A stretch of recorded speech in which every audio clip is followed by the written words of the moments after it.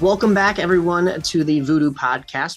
We took a little bit of a hiatus there during a very hectic 2025 haunt season, but we are back and better than ever here in season 4 of this podcast. I'm joined by a pioneer in the haunt industry who is always such a pleasure to talk to in person, but we're going to get a chance to talk to him and pick his brain when it comes to his passion for the supernatural, as he is the mastermind behind Blood Moon Paranormal, to everything he does for the Old Joliet Haunted Prison, and whether that is for the haunt itself or for the city of Joliet as well.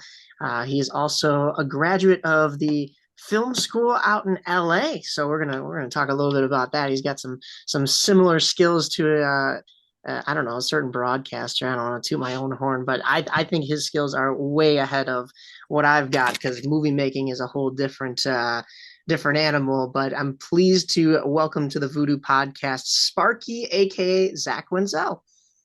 Hello, how are you? Pretty good, pretty good. How was your haunt season? First off, rest in peace, Sparky.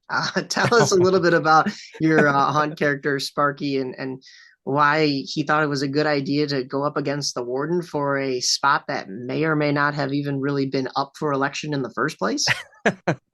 Yeah, so me and Adam as the warden, Adam Sagan as the warden, me and him in line always butt heads. And it's just an act. We love each other. We're really good friends. We always like mess with each other in line, call each other names, kind of like fight back and forth, like banter. And I was like, man, it would be really funny if I tried to take his job. I knew I was going to lose at the end of this. My whole point was to rally up and, get all these actors involved as well. So there was stuff happening behind the scenes with the actors. So that was really fun. There was the actors were wearing the pins as well as I was passing them out. Um, and then, at the end, of course, I would lose. But a lot of it was, Adam didn't know about. So like when I first brought the pins in saying vote for Sparky and I first started the election, he had no clue about it. So of course at the end he had to come up with something that would get me back, which was the death of Sparky. Um, which yeah. Yeah. I have the mask cards here. It says, for those that didn't get one this year, these were incredible. Never to be missed, Old Sparkster, September 26, 2012 to October 31st, 2025. Shouldn't have ran for warden. And on the back, your life was meaningless. You barked up the wrong tree, puppy dog. That's why you got the chair. I'll remember the way you made the inmates feel with all of your false promises. Rest now in God's loving arms where there is no pain or sorrow. So goodbye forever, in all caps. I'll see you on the other side, or not. Rest in hell, Sparky. Oh my goodness, the level that this went to is just Yeah. absolutely amazing. Yeah. Well, there's plans for next year. So it ain't over. It ain't over. The election may be over. Because there was no election. They don't it's a job. When you become warden at a prison, it's a job. It's something that you like level up to or graduate to in a sense, a position that's offered. So there is no elections for that type of position. So Yeah. I was never going to win that. And but it's not over. It's not over. So Well, how did the season go for you as Zach, or even as Sparky as a whole as well? I know the very last night you guys were open was the chance that I got a chance to come out and see the show, and boy, was it more of a winter show at that point, because the snow hit and we had some weird early November weather. But the rest of the haunt season itself was pretty good for the most part, as far as weather goes. Yeah, I mean, when it snows at the prison, it's beautiful. Like you got the music going, the lights, and just like there's something about, and it's chaos there usually. It's total chaos, but there's something about the snow at the prison that just brings the calm. Like it's all of a sudden it's just like I don't even know how to explain it. It's just calm all of a sudden. Um, it was a pretty good season though. The weather was fairly decent throughout. There was a couple of rainy nights, which being the production tech at the prison, the rain is awful there. It floods. It's pretty awful in the outdoor scenes. I feel bad for the actors, but we try to do what we can do to accommodate for them. And I feel bad for the customers walking through because of the puddles, but it's me back there and whoever can help me during that time because there's chaos in other departments happening. But we thrive in it, and I'm back there pumping the water out as best as I can because it's just everywhere. But we get it done. We get the job done. So that's what matters. Yeah, being your own personal sump pump at that point. The night we went when it was snowing, I have to admit it wasn't that bad though. I mean, maybe a couple puddles in that final act, that third attraction, and then of course snow on the ground everywhere where you're outside is uncontrollable at that point. But that first walkthrough when you're walking into the initial attraction, the first attraction for anybody that's been, it's in the annex part of the prison, and it was pretty dry in the woods path leading up. All the new attractions that you guys built on there were just amazing. That little greenhouse and everything leading up. So I mean that was phenomenal to see. But then I think the only thing because of the snow that was closed off was in that third attraction, which was the tilted room. And that's just going to be slippery and unsafe. So that's Yes, it. yes, But that definitely unsafe when it's cold and wet out. So we had to close it off. Yeah, but other than that, I mean, we saw it at its basically its full capacity on a snowy night, and as you said, it was quite the scene. A little chilly for some, I think, but as a hockey Yeah. player, I didn't mind it. I mean, it was cool to get one more night in there. But you mentioned other than being a sump pump for the prison, you are the production manager. So what does that kind of entail for those that don't get to see your day to day behind the scenes? Yeah, so as the production tech, my main job there is to get the show completely turned on, unlock all the doors, go through, turn on individual things such as projectors. Some animatronics need to be turned on individually, some switches. It's a prison. All the power should be in one spot, but it's not. So it's a whole thing of going through, unlocking doors, big heavy doors, uh, just that type of deal. Beyond that, filling fog machines, fixing things that break throughout the night. So a lot of the time I'm on call until something breaks, whether that be from an actor or a customer. That could be something also such as like a slip hazard. So last year we had a situation where we had some fog spill out of a barrel um, onto the ground and it became a slip hazard. So I had to go in there with some sawdust, do that, all that nonsense. So different things like that. Before season, I'm also on the build team. So I'm building stuff throughout season and helping come up with creative ideas along with the rest of the team. Couldn't do it without the rest of the team. Tyler, Angie, Adam, Emily. I'm missing some, but there's a ton there to list off. And yeah, so I build, fix things, and turn stuff on and off. So that's pretty much it. You mentioned that great team there, and I was privileged enough to see you guys both from a guest actor standpoint, but also as a patron or a fan walking through each year. What's something about that OJHP family that and the camaraderie that maybe people from the outside don't always get a chance to realize looking in? Probably that we're all in this together. Like we know that we're going to be going through here, and there's not necessarily heat, there's not necessarily AC. We're in the weather together. If we have to work out in the rain, we're working out in the rain. Um, we just know that we're in this together and it's a good time regardless of what we're working on.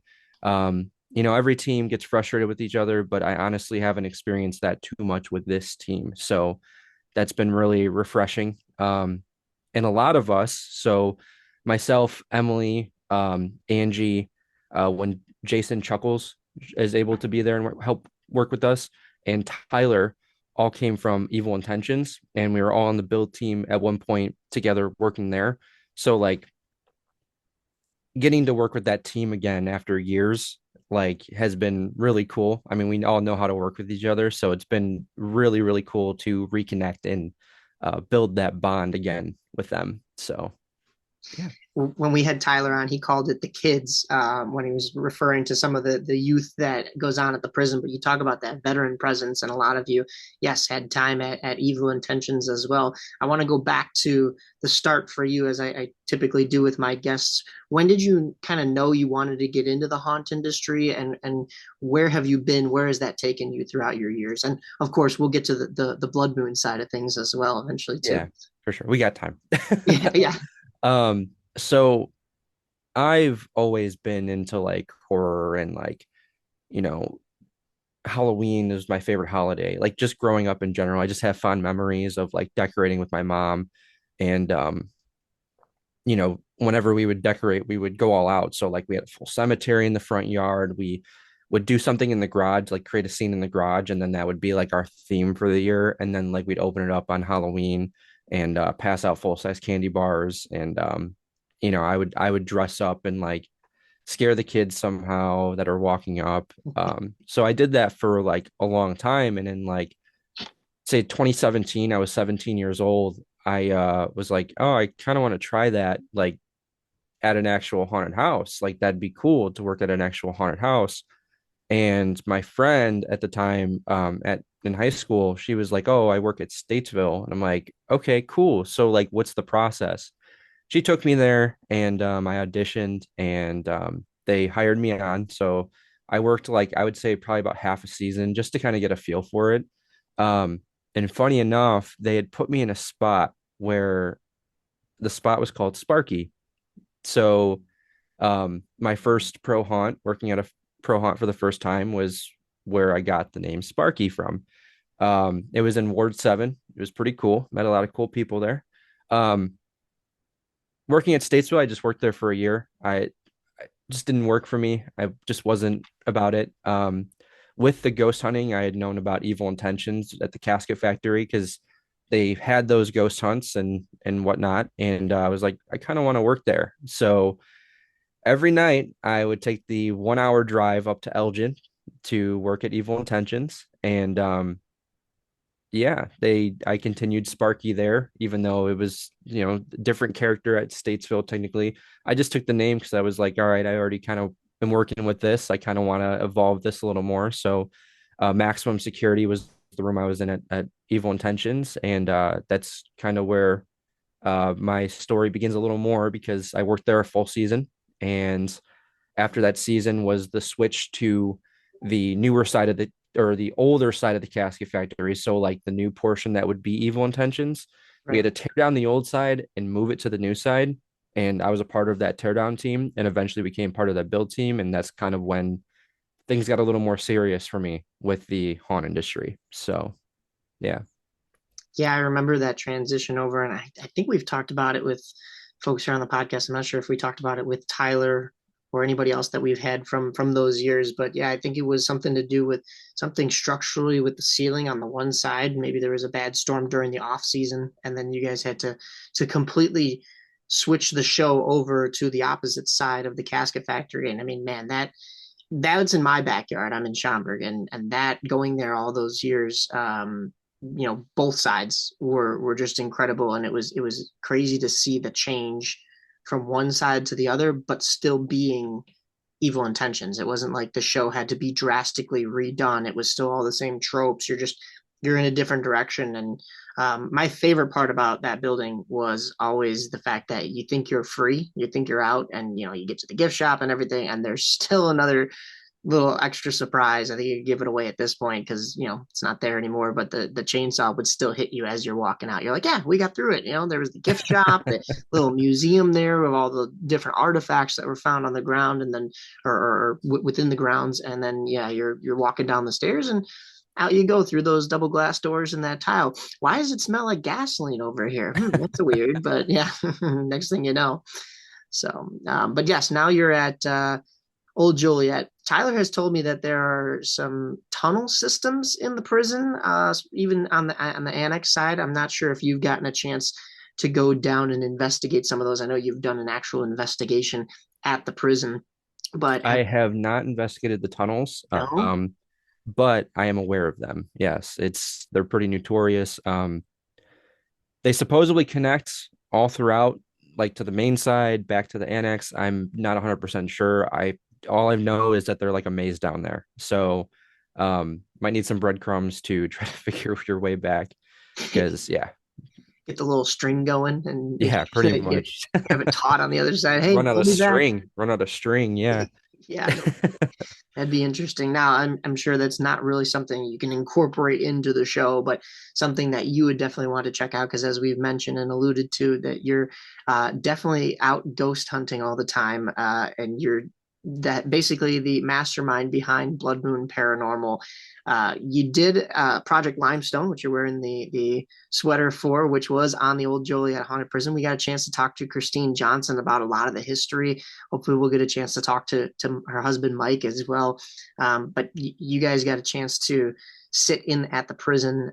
What was that whole experience like? And I know there's a lot of turmoil that goes on around it as well with the city of Joliet. And I mean, you were able to push through and still create some content from it though. Yeah, so I, Project Limestone as a whole was supposed to be this larger documentary, and it did come out to be about 2 hours.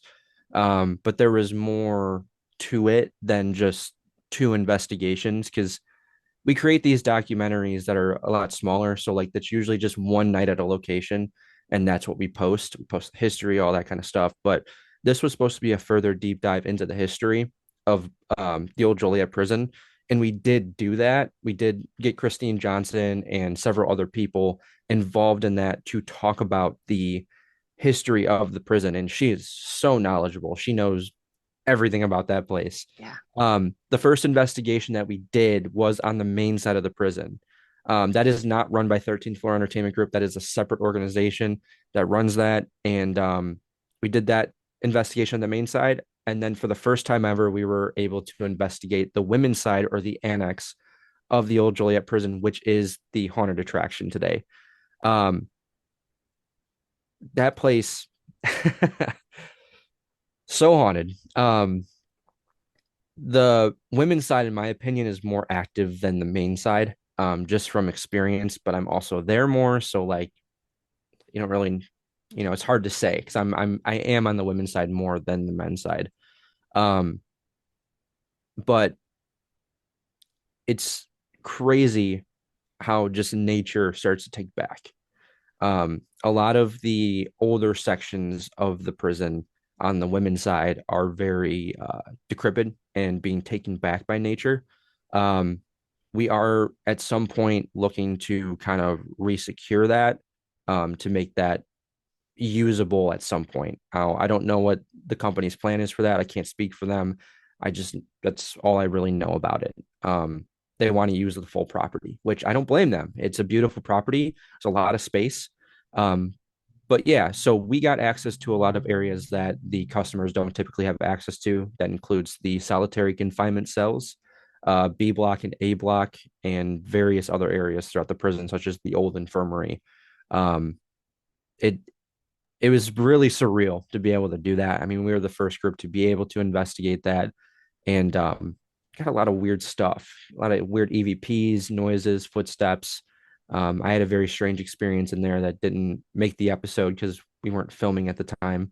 Um, so yeah, it's just surreal to think. Yeah. Now that changeover of adding or that company getting more of the grounds, would that affect the attraction at all? And you guys, do you have any kind of plans to, I mean, I'm sure 13th Floor has plans to kind of expand even from what they've got going on right That's now, but yeah, so that's what I'm talking about. Is 13th floor wants to use more of the property. So right, right. yeah. So would that wouldn't change anything from, I know there's maybe a little bit of bad blood from the other side, but that wouldn't affect you guys at all, would it?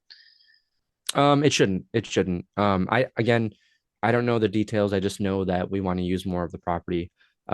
Which we it's part of, the land there. It's part of like the land. It's just there's portions of it that aren't usable because of the condition of the building.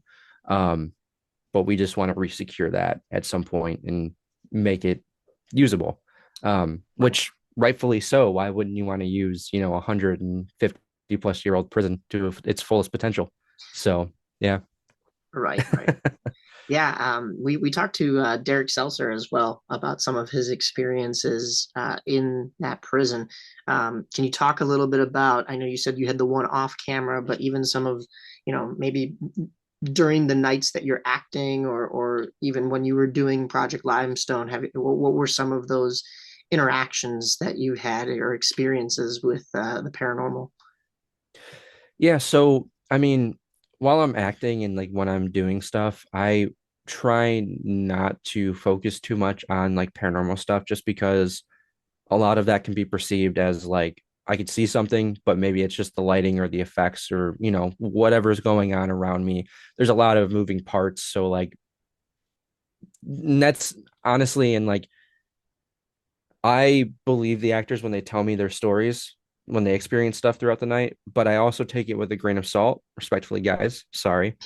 But I take it with a grain of salt because you don't really know if what they're seeing is something that's an effect that they haven't seen before, or like maybe there's a noise that happened because something broke and I'm supposed to go fix it. So you don't really know. Like it's hard to say. But as far as I know, Derek didn't believe in ghosts until we I asked him if we could investigate a little bit. This is before filming Project Limestone, and he's like, "Yeah." And he came with us and investigated with us for a little bit before the show opened that night. And some weird stuff was coming through with an Estes session.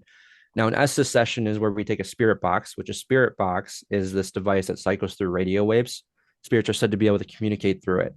An Estes session is where you plug a pair of headphones, noise canceling headphones, into the spirit box. Someone is wearing the headphones, and what's happening is the people that are not wearing the headphones are asking questions, and the person wearing the headphones is shouting out whatever they hear through the spirit box. So that takes out the possibility of assuming what a response might be. So, like, if I have an open spirit box and I'm like, "Hey, what's your favorite color?" and I hear something come through, I'm gonna try to assume that that's like a color that it's trying to say. But putting on those headphones, the person can't hear that's saying the words, can't hear what the question is, so they can't just assume. There was some stuff coming through that was lining up with what we were asking. So I think we made Derek a believer that night. Um, so that's one thing that happened.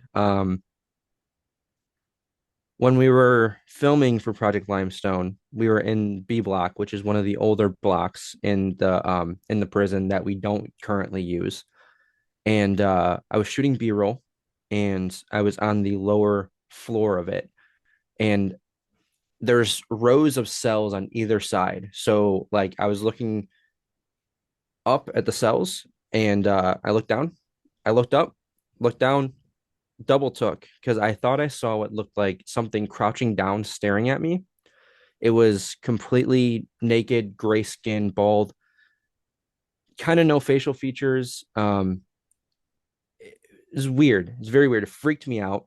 I not the type of person that usually claims to see like figures like that. I'm very like skeptical, even though I've been doing the ghost hunting for like 13, 14 years. I saw that and I was like, I don't know what I just saw. Like, that's weird. Um, it didn't go into the documentary because I didn't get it on film and we were shooting B-roll. It was during the day. Um, but it was weird. I ended up doing my isolation in that area that night, which is like 15 to 20 minutes by yourself in an area in the dark. And I was in there and lots of footsteps, a lot of noises, that kind of deal. We had heart rate monitors on. My heart rate monitor was through the fucking roof. Sorry, I don't know if I'm supposed to, Oh, if I you're can. good. You're good. Okay, okay. Yeah, my heart rate monitor was through the roof. Yeah, it was crazy. But the weird part was throughout that season, I occasionally had actors come to me and like share with me their experiences that they would experience throughout the night because the local ghost hunter there, so they're going to.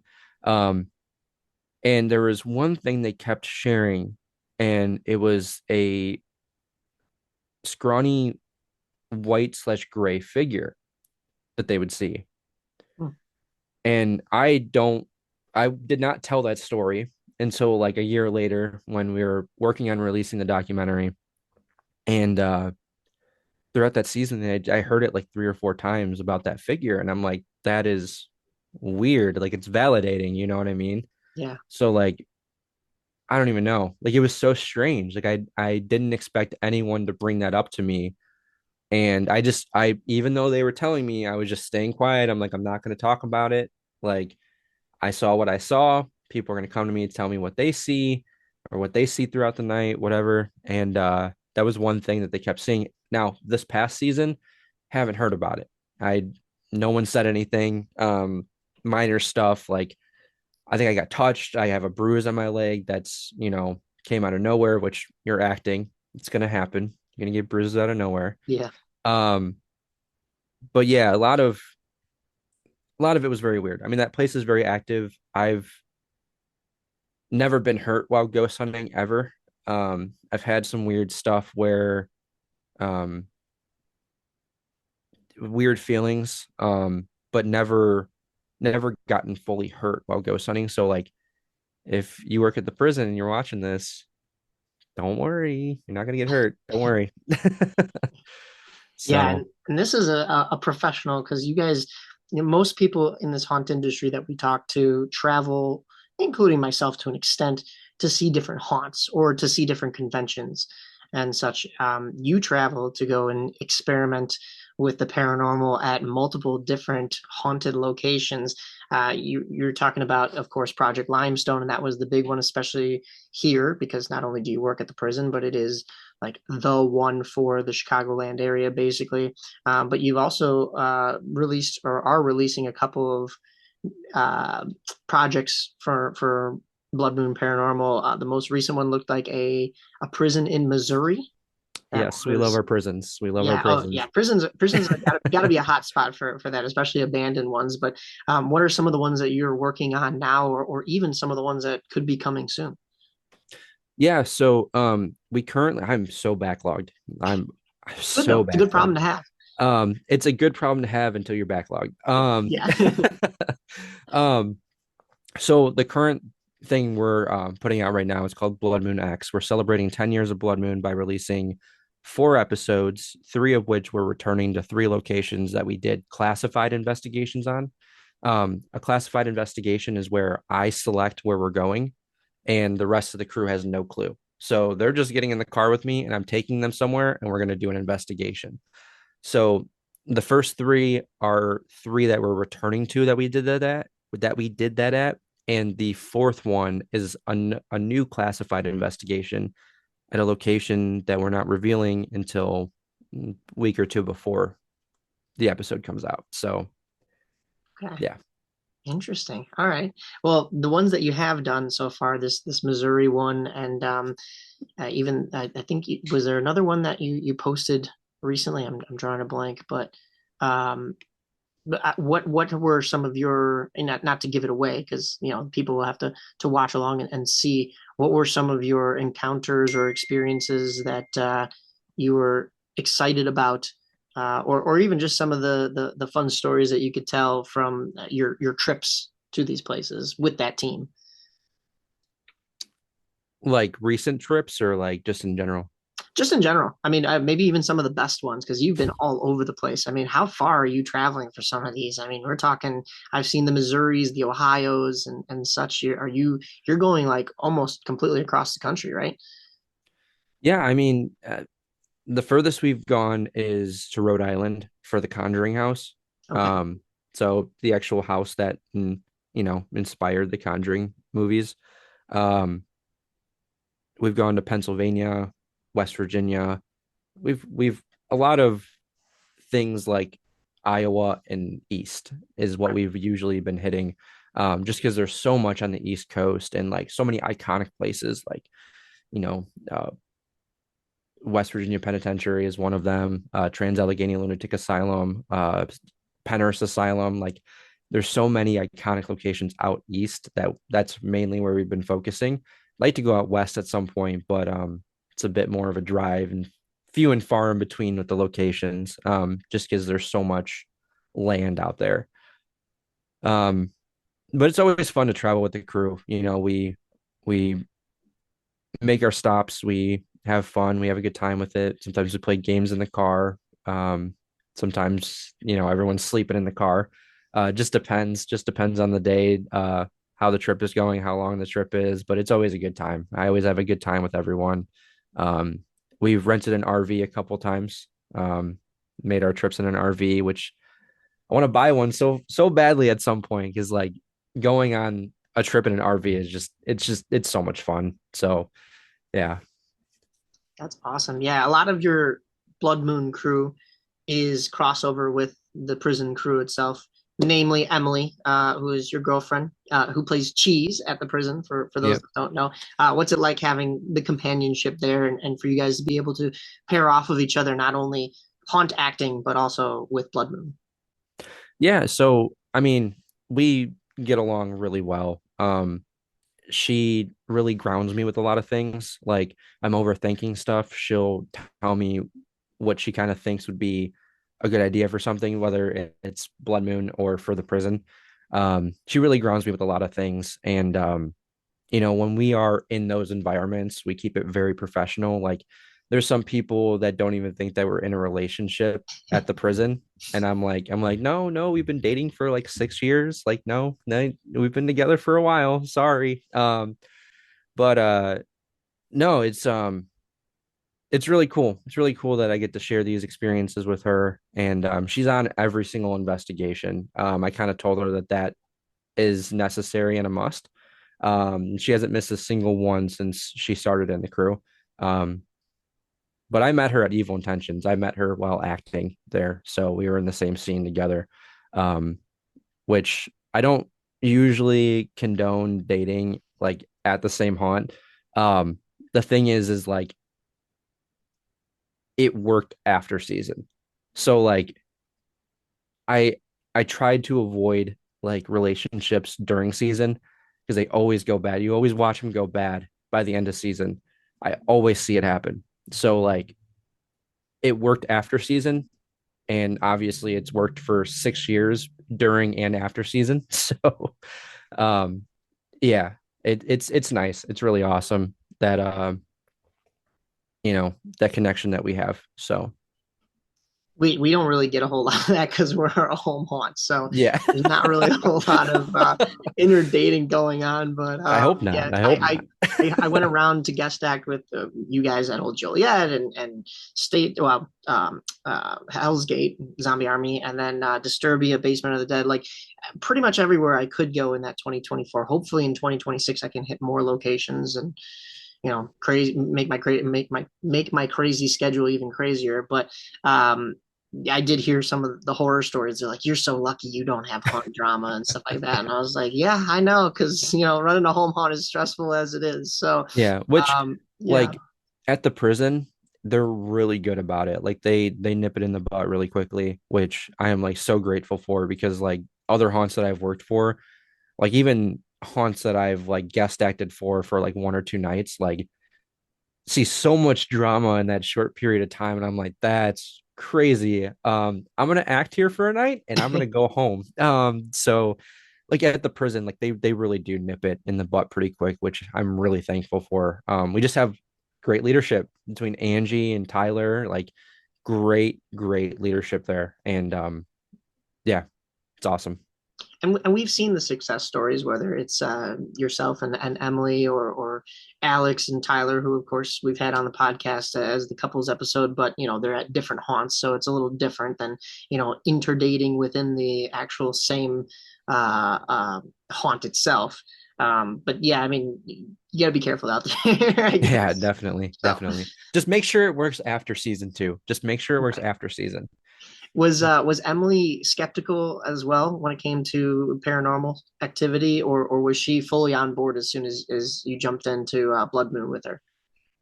So she was kind of skeptical. She was working at Evil Intentions. So like it's haunted. Like the building is haunted, not quite to the extent of what it was made out to be. It's all story for show. Um, but it is an active building, and I know she had investigated it several times, and she's into the witchy stuff, like she's Wiccan, so she's into that kind of stuff. So she was kind of skeptical. I think I made her more of a believer. Like I said, I go in questioning a lot of things to begin with. So like when I go in with an open mind, but also skepticalism, if Yeah, that's even a word. yeah, no, I Um, But yeah, so that's yes and no. Yes and no. Okay. All right. Yeah. Well, now it's full fledged, and you guys are traveling. We're sponsored here by Franken Fuel, which I know a lot of haunters were fueling themselves with this past season, as it has basically just hit the market, and like Casaban is doing a great job promoting. We'll promote it here. We want to know what fuels you, especially on these paranormal investigations. So, what are maybe some things that you're packing with as far as snacks, energy drinks? What's keeping you alive? Usually I get a chance to ask people what's keeping them going during haunt nights, right? And that could be extremely stressful, both physically, mentally, emotionally, all of that. But when you guys are doing these investigations, are you getting a chance to eat something, to have some snacks? I mean, it's not like you're pulling up and having a slumber party at some of these empty prisons, but what you We got don't cooking? sleep. We don't sleep too much. We're up until like 4 or 5, sometimes 6 in the morning doing this. So I mean we're there all day. So and all night. Um I usually go with either a ghost energy, you know. That's right. Have to. I've been recently drinking bum energy. I don't know if you've heard of it, but I've been trying to lower my caffeine intake, but I probably shouldn't on investigations. I should probably bump that up during investigations. Um, Usually we will order food to the place. So DoorDash or pizza delivery driver will pull up to an abandoned asylum or prison with food, which Like, do I is have the right address? yeah, which is pretty funny. Or we'll go out and grab it. One of us will go grab it real quick. So we usually do pizza. We've done other food in the past, just depending on what's in the area. Sometimes it's tough, like we'll be in the middle of nowhere. So we always check beforehand to make sure that there's food somewhere around. If not, we'll bring like something. Um, because it's sometimes it's just nothing around. Um, I would like to drink Frankenfuel more, but only if there's more flavors. Wink, wink, nudge, nudge. If you Ooh. I get think what it's I'm coming. saying. I think it's coming. I am just one of the various media sources that has the sponsorship with Frankenfuel, but I'll talk to the other Mike and see what we can get cooking there as well. I know I need to get more Frankenfuel as it is. I'm out. So Mike, if you're hearing me, but for those that are looking to get more of the current flavors that are there, whether it's the sugar free or the regular, it is great. For a guy myself, I'm not a big energy drink guy. Like I think I've said before, I'll do pre-workout when I'm going to the gym. Maybe a little creatine in there. Actually, yes, definitely creatine. You gotta stay consistent on that. But other than that, like maybe I was doing some liquid IVs here and there, but a lot of sugar in those. So yeah, when Mike had me test out some Frankenfuel, I was like, whoa, this is a game changer for sure. I feel like I could um, not only drink a couple of these because they're good, but also do twice as many things in a day in the same 24 hours. So for those that want the code, I'll post it here in the video. I'm pretty sure it's just frankenfuel.com/, is it Voodoo Podcast? Yeah, Voodoo Podcast. Yeah, that should be what it is. But I think that's a Oh yeah. 15% off. Don't quote me. I haven't been on there in a while. Sorry, Mike. Sorry. But it's been a busy haunt season, which I needed some Frankenfuel. I never got around to ordering it. So my actors were even looking at me like, are we getting a shipment in? I was like, uh, my bad. It's just, one of those crazy, hectic months. But it's good to know you guys are fueled when you guys are out doing these investigations as well. Um, so you've talked a little bit about the different devices and the different methods, and people will see the different methods that you use in order to communicate with the supernatural when you're on these investigations. What does some of that kind of cost you? Because I mean, not only are you paying in gas to get there and mileage and everything, but also are you having to rent out one of these places from whoever owns the building and book like a time, but also bringing a bunch of super expensive gear as well, I'm sure. Yeah. So starting with the gear, I'm in debt. No, I'm just kidding. So it is really expensive. It's an expensive hobby. Like I probably sank thousands of dollars in equipment. I just bought a camera recently, which we used this past weekend at a location, and it's a $3,000 camera. Um, yeah, it's it's expensive, but it's a really nice camera. It's infrared, so like I'm like love our infrared cameras. But all the equipment is so expensive, and I definitely feel like there's some price gouging going on, but they're the ones that make the equipment and they make it good, so like they can do what they want. So um yeah, when it comes to the locations though, locations can get pretty expensive. Which a lot of people do end up complaining about, which I understand complaining because I get it. Like they're expensive, but at the same time, I'm looking to own a location at some point to offer this kind of stuff. And a lot of the places we go to are very like very, very decrepit. So like they need work, they need help. And like you got to factor in like the payments you're making, the mortgage, the insurance that you're paying, electric bill, if there's electricity, water, if there's water. Some places don't have water, so they have to rent porta potties. Um, you know, the restorations in general, like they're not cheap. Um, I mean, putting a new roof on, which is like key component to fixing these places. Because if you don't have a good roof, then what's the point of fixing anything else? Um, it gets expensive, right? So like I understand where some of these price points come in. Um, and some of them I'm like, I don't know about that. I don't know too much about that. That's a little rough. So um yeah, it gets expensive. It gets expensive. Like we have an episode coming out on the 19th of December 19th. Um at the Missouri State Penitentiary. I believe that one costs $1,200. Um again, prison, penitentiary. We had access to four different buildings, including a gas chamber. Um, so yeah, it's an expensive hobby. But there are places that charge way less. For example, the Mysterious Monroe House in Hartford City, Indiana, that charges 175 and very active building. So like there are places that charge a lot less than the bigger stuff that we occasionally do. So yeah. Sure, it is tough because there's not a whole lot of what you do.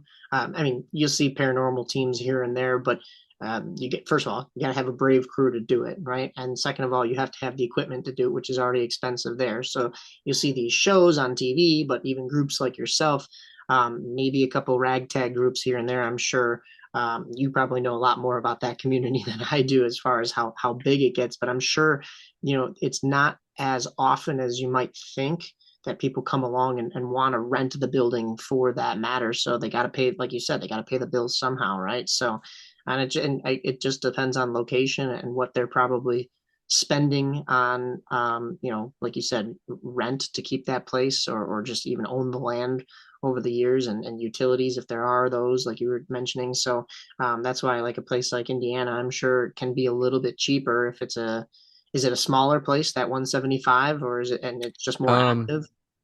it's a decent sized house. Like it's like 175 is like a very, very low price in my opinion, but I've been doing it for so long. So like I've gone to places like that size that are like 500 or $600. So like 200 is like a very, very fair price. And they do book up, like their calendar fills out.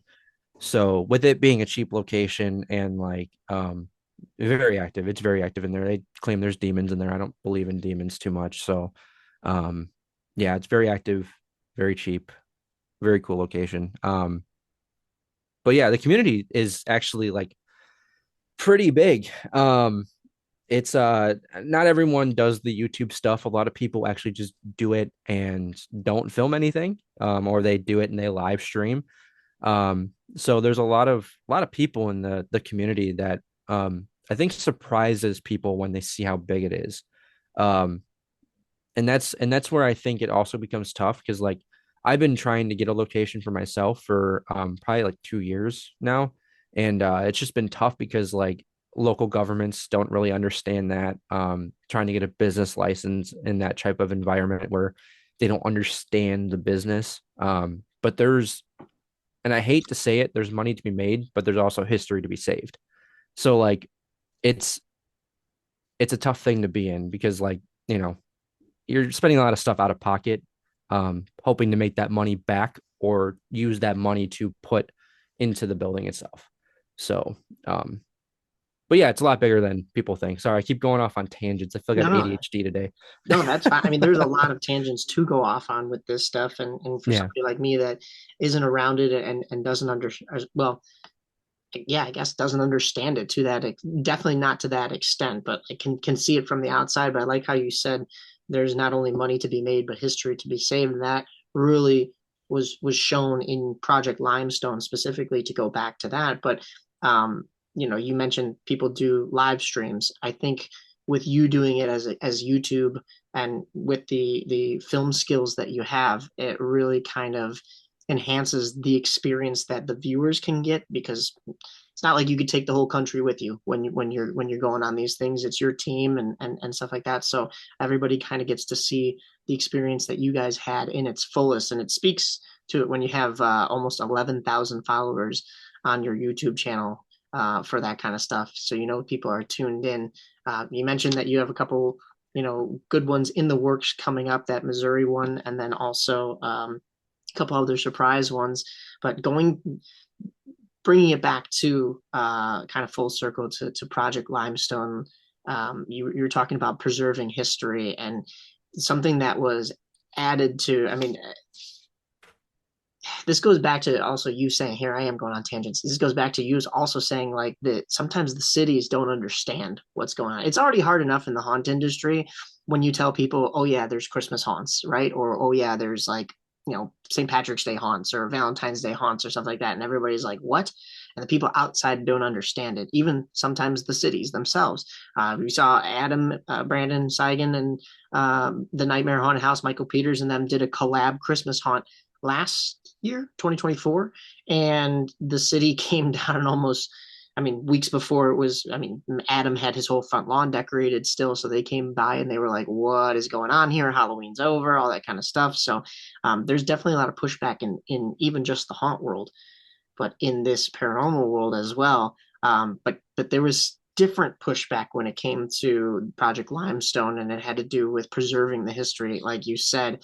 Has there been any kind of um, advancements made from your side of things and from Christine's side of things with the city to kind of mutually agree on if something is going to happen with the main prison side and like we were talking about, preserve any kind of history? Oh, like lifting the ban on the people. Yeah, there. I know there was the ban, but also it was just I guess kind of a little bit of a hassle to try to make sure that building and that history stays just that, rather than some kind of a gimmick, right? Um, so there's progress in some areas and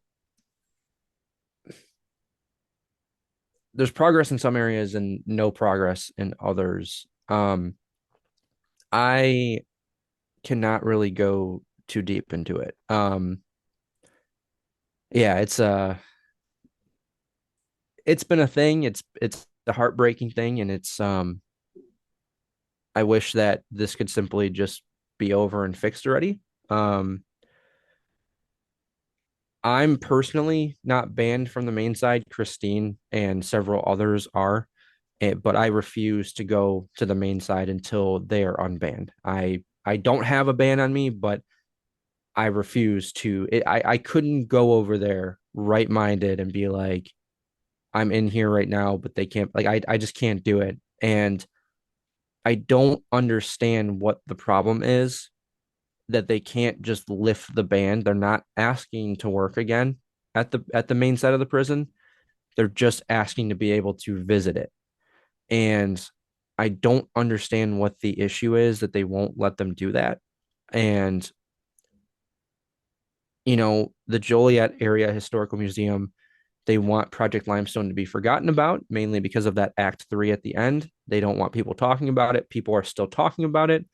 The band are still going to these city council meetings and talking to them. And, um, they want this talk of it and this just to be buried and forgotten about. But the only way for that to happen is simply by just lifting the band. It's all that needs to happen. And I don't understand like why they won't lift it. I don't understand why they're having such a hard time understanding that it's just a simple thing. I'm not asking for the ghost tours to come back as much as I would love for them to bring the ghost tours back. I'm not asking for that. I am asking for the ban to be lifted. It stopped being about the ghost tour stuff because that's what it was originally about. That's what I had an issue with because no one would, you know, answer my calls. No one would respond to my emails after they just, pulled the rug out from that third overnight that I was supposed to do at the main side. Um, I don't I don't care about that third overnight anymore. I don't care about them bringing back investigations. I just want justice to be served and these people to have their ability to go to that property again. Um, there's been no progress. There's been like steps, small steps, but every step forward is a step back in a different portion. So like I wish I could say it's two step forward, but it's like a step forward and then like instantly a step back. It's a nightmare. It really is. And I wish that not only like the museum would wake up a little bit, but I wish the city council would as well.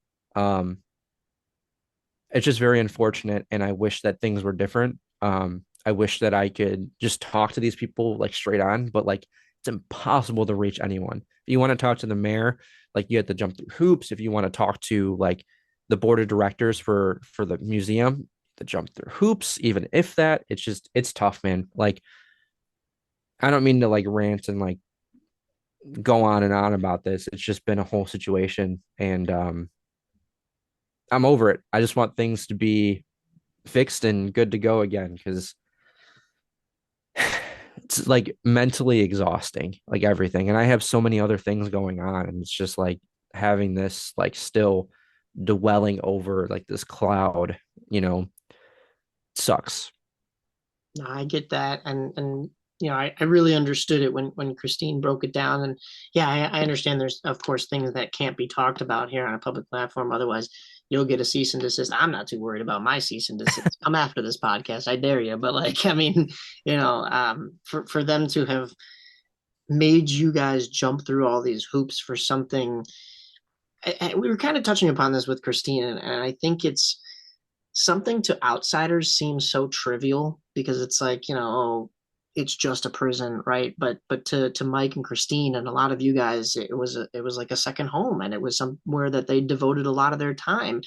But at the same time, like I see the trivial argument, which is like the argument I would take towards the city, which it's like if you're really looking at it as just this building, like why is this such an issue? And I know it's way that oversimplifies it. It's way deeper than that. And Christine was sharing some stories. I implore anybody to go back and listen to that podcast. I think it was literally the December episode of last year, and yeah, 2024 December, and I mean, I could talk to Christine for another 2 hours on that stuff. I mean, that's how a knowledgeable she is, but also b passionate, and I think that really came out, not only with her but watching Project Limestone, is how passionate you guys are about all this. And it's like, for somebody to be that passionate about something and for it to be such a, I don't know what the right word is, but it's such a, I don't want to keep using the word trivial, but like an almost like a non sequitur, that it's like you guys are just looking to basically help the city, basically help them and preserve the history and kind of celebrate that building how it's supposed to be, rather than it just kind of sitting there and them doing their own thing with it. And yeah, I mean, I just you're right. It's probably a lot weighing on you over something that seems so goofy that it's like, why can't everybody just get along, right? Like, It's a simple fix. It really is. And yeah, like I feel like it's not asking for much, like it's really not. Like if the ban was like hell, honestly, they could transfer the ban all onto me. Fine. Like whatever. I could care less. I want because I still have the women's side. I still have the annex. I could still be there. If you lift the ban off of them and just put it all on me, give me like a lifetime. I don't care. Like just let them back in. That's all I'm asking for. And like there's other people that are in the fight. Like every city council meeting, I feel like there's someone there speaking about it, and like the city council just takes the broom, dusts it away, and it sucks. Which I understand that like they technically don't have any control over personnel things there. I understand that, but at the same time, the city council has the ability to withhold funding and grants. They have the ability. They vote on it every single time. So like if they wanted to put pressure on the museum, all they have to do is withhold the money or withhold the grants, and they could be like, this is what we want.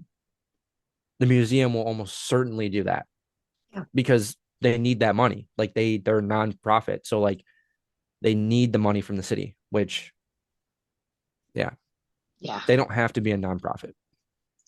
Right. Yeah. And I know Christine had gotten into a little bit of that too. And I'm sure it goes way deeper than what we can even kind of talk about and dissect here on the podcast. But I mean, it's just so, it's from an outsider's perspective. It's so goofy. It's like, Yeah, for something, so like it's not like anybody's life is in jeopardy, right? Like I feel like that's the only real time that there should be bans. Like you see in the sports world, like somebody streaks out onto the field, like, all right, maybe now the players, safeties are in jeopardy from some drunk idiot, and so maybe, right, yeah, you ban him from the stadium because, he wasn't able to be out in public and handle himself appropriately or herself appropriately. And so, yeah, now you got to ban that person. But it's not like any of that happened in this situation. So it's like, I don't understand.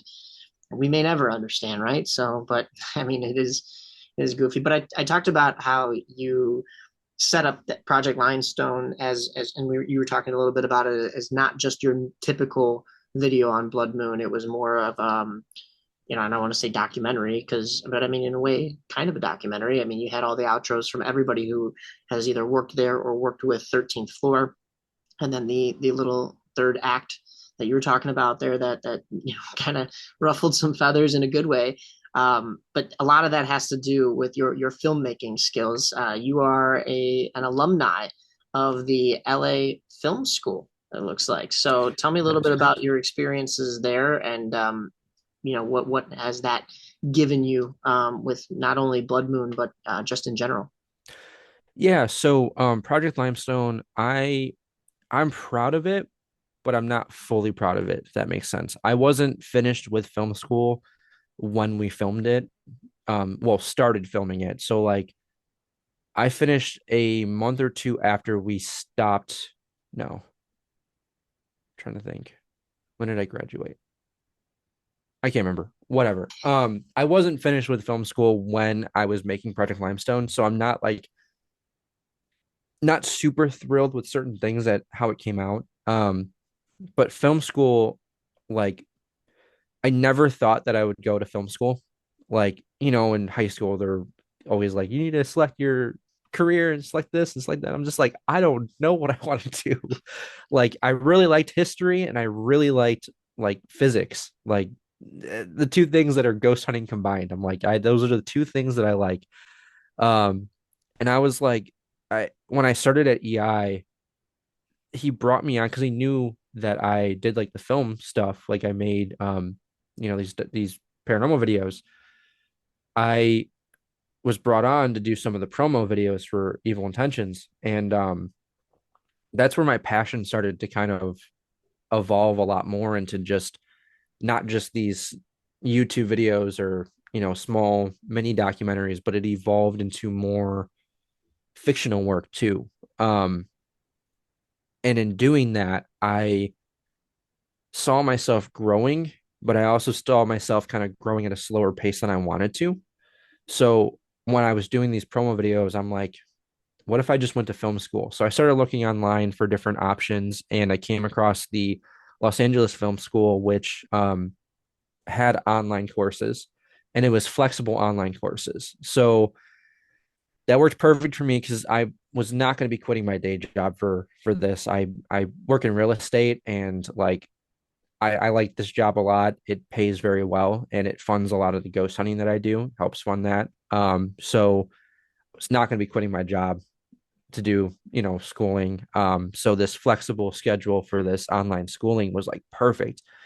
And I applied, immediately got accepted, which was really cool.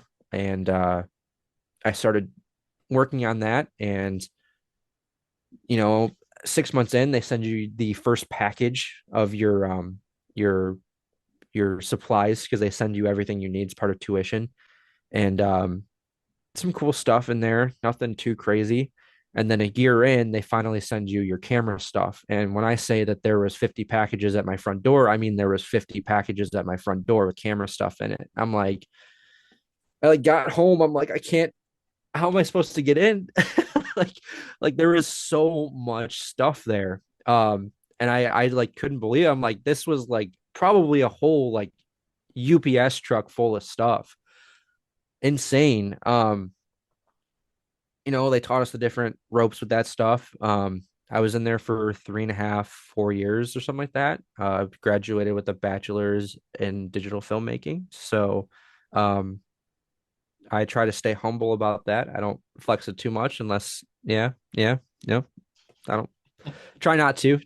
I mean, I'm just a YouTuber. So, um, Still, yeah, though, I mean, hopefully, the quality that Blood Moon has, you can definitely see the skills shining through. And yeah, I mean, there's a lot of filmmaking even here in Chicago that friends of mine or colleagues of mine, even going to media school, there were people who wanted to do more so that stuff rather than sports media stuff like what I'm doing. And um, yeah, I haven't seen anything quite like Blood Moon and those kind of skills, other than the big box office stuff. So it is impressive, and thank especially you. to be able to do it online rather than like spend an arm and a leg going to Columbia and maybe not get to touch a camera until year three, right? Like it's Yeah, it's a lot tougher once you're locked into something expensive and it's just dragging, right? Like that was one of the things they said to us at Illinois Media School first year or first day was you're touching Adobe Audition and Premiere on your first day, and some you know Columbia students don't get this until year three. So I'm sure yeah. you dabble a lot. What's the main stuff that you're using in order to make your films as far as programs go? Yeah, I mean, so like going into film school, I already had some type of experience because like I'd been making YouTube videos since I was 10. They weren't always paranormal stuff. They were like stupid, like cheat code videos or Lego videos. Like there's stupid things like that. So like that's kind of how I started out. So going into it, I already had some sort of base of knowledge. Um, don't get me wrong, like this whole thing has been expensive. I'm still in debt, again in debt. Um, but a lot of what we use is the Premiere Pro. So we use Adobe products. When it comes to like screenwriting, which I loved screenlight writing. Like screenlight writing was so much fun. I want to do more of it, but the Blood Moon stuff doesn't really call for screenwriting because it's not scripted. It's literally just as we document it. Um, but if I can do more screenwriting, we use Final Draft for that. So that was a program we used for that. But yeah, a lot of Premiere Pro, a lot of Adobe Audition with the audio stuff. After Effects, we did some of that, and yeah, I mean that's the base of it. So yeah, Yeah, we've used a little bit of that, or I guess a lot of that throughout media school, whether it's on the radio side of things or even TV side of things. I enjoyed the TV side of things. Um, some of that gets a little technical for me. So I'm typically I like to just be the guy that, researches the stats and goes out on in front of the camera and gets to, whether it's sports or just a regular newscast or whatever you're talking about. I'm more that guy. But the back end of stuff is interesting. And when I've made a couple different like, hype videos here or there for our hockey stuff, like that's the type of things that I've been keeping in mind. But like I said, nothing to the extent of Blood Moon. So that is awesome. And if it makes you feel any better, I originally went to school for engineering and switched to do broadcasting and communications and even business to an extent. So the debt, I feel you, because I went from something that would have paid the bills, but I wouldn't have been the happiest in. And again, back to the high school discussion, it's like, how are you supposed to? I did 4 years of engineering in high school and I loved it. Got to college, it was a whole different story. And it's like, Yeah, and honestly, not even the engineering side of things, because when we build voodoo, like I'm using a lot of those skills that I've learned throughout high school, and honestly, just certain stuff has been trial and error, or stuff I picked up from my grandfather on my dad's side was very handy on stuff. So things that he's taught me and stuff like that. So I'll use my engineering side of things, and I love that. Whether it's building an ice rink, which we didn't do this year, or even stuff that we got to build for big hockey games and stuff like that, but mostly voodoo. So it's like, back in high school, it's like, of course, like that was what Mike wanted to go into, and how do you decide the whole rest of your life? And then you get there and you go, yeah, but I'd rather just use my big Italian mouth to talk, right? So like, let me jump on this voodoo podcast and Yeah. start doing sports broadcasting. So yeah, it's tough, but I'm so glad you found not only what you enjoy, but what you're good at, and that shines through. So Thank you. yeah, Appreciate that. I'm excited to see what you guys got coming in the pipeline. And who was I talking to? That somebody, it was, I don't know if it was Tyler Booth of Disturbia, or if it was Eric Munson, also guest acts at Disturbia. And I think both of them go, and I know Tyler goes and checks out like abandoned houses. I don't think it's as much ghost hunting or paranormal activity like what you do, paranormal investigations. But Eric was talking about that he dabbles in that stuff, and that they were like, "You're skeptical. I'm a skeptic as well." And they're like, "We got to take you out so that you get a real experience." And I was like, I don't know about that. And if I'm going to call anybody, I'm going to be like, "Hey, Zach, where should I go?" So I might have to hit you up to see what the where I should camp the night and see if I survive, right? For sure, man. For sure. um, I want to jump into, we're talking a little bit about personalities here. Our Voodoo Personalities segment, sponsored by our home haunt, which is no more. Voodoo on Vassar had its final year here in 2025. Good thing though. Happy that, smile that it happened. Don't be sad that it's over, right?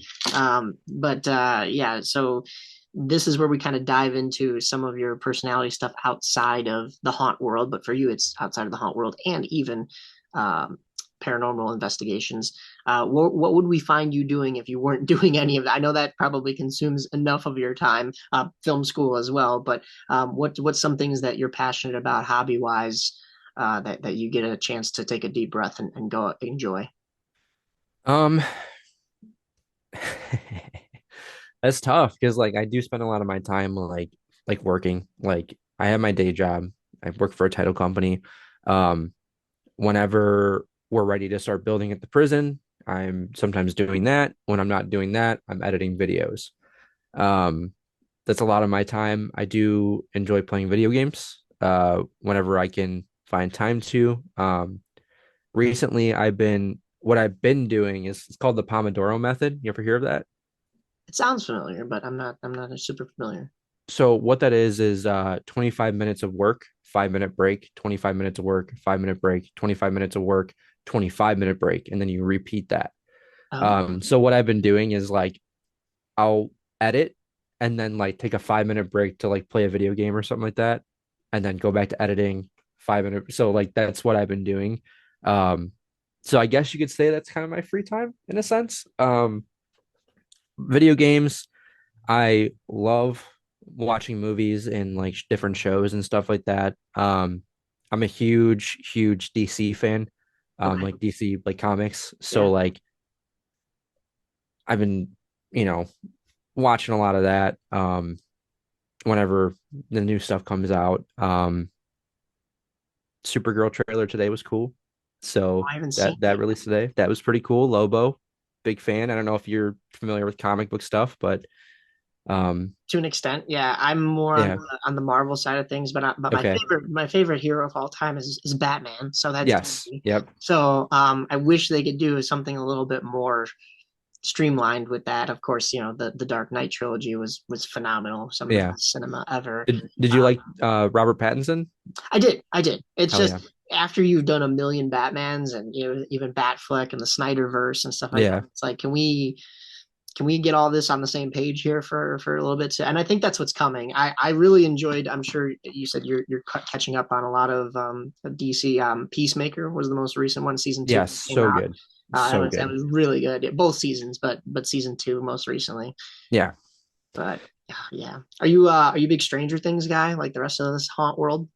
Yeah, not I've been more into which they're both out right now. Like I've been more watching Derry. Welcome to Derry. Oh, yes, that one's good too. I've been I watching. I enjoyed this volume one of Stranger Things, like season five, volume one, but like Derry for some reason, I'm enjoying more.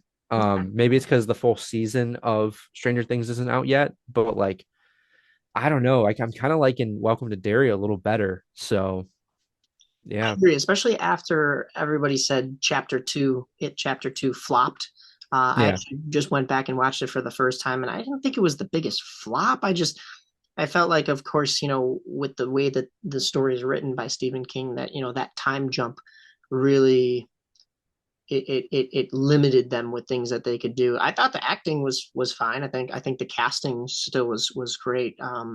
But yeah, it was like, okay, chapter one and chapter two, and then Clown's dead all over. Not that I don't think I'm giving any spoilers. It's been out for a long time. And now this Welcome to Derry is a prequel, and it sounds like each different season is going to be a different time that Pennywise comes to terrorize. Because what is it, every is it 30 27, I think, 27 years. 27 years? Yeah.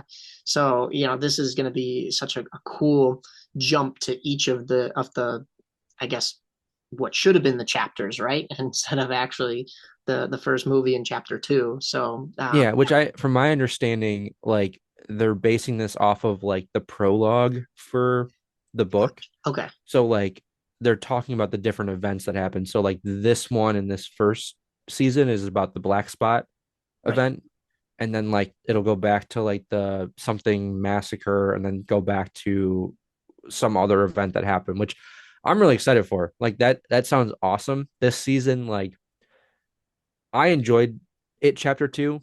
I thought it chapter one was really good. I thought it chapter two was less good, but still, Right. good. Yeah. This Welcome to Derry, in my opinion, is better than chapter one. Yeah. But that's that's just me. We'll see. There's one episode left at this point. There's one episode left, so we'll see. We'll see what they do.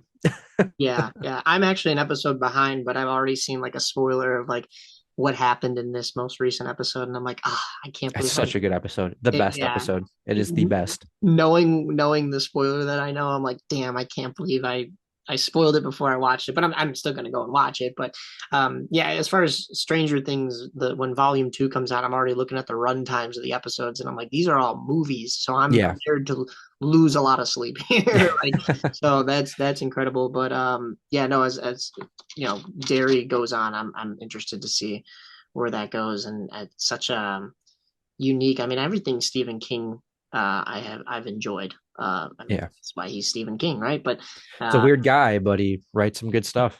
that's true. That's true. So excited for that, and then also excited to see what comes of DC as well. It's going to be a big. I Oh was yeah. just watching a video earlier today. It's going to be a big 2026 for like just movies in general, Oh mostly yeah. the superhero genre and the action genre, but just everything in general. We're going to get another Evil Dead movie. We're going to get all the Avengers stuff, which I hope pulls back together because it's been kind of it's got its times here and there. It's not back when it was, the Infinity Saga, but Right. DC might be coming for them, especially with Superman was good, and I think that'll carry over into Supergirl, and then Yeah. uh, the more you Fingers throw crossed, John man. Cena's Peacemaker in there, Yeah. the better it's gonna be. Fingers crossed. I've been a DC fan my whole life, more specifically Batman. Like my whole Yes. life, I've been a DC fan, and like the amount of time I've been waiting for like a solid cinematic universe. Like I liked Snyder stuff. I was a Yeah. fan, but like when leadership started like changing his stuff, it was like it was obvious that it was going downhill and it wasn't going to work out. I just want a good, solid, connected universe with good stories, Yeah.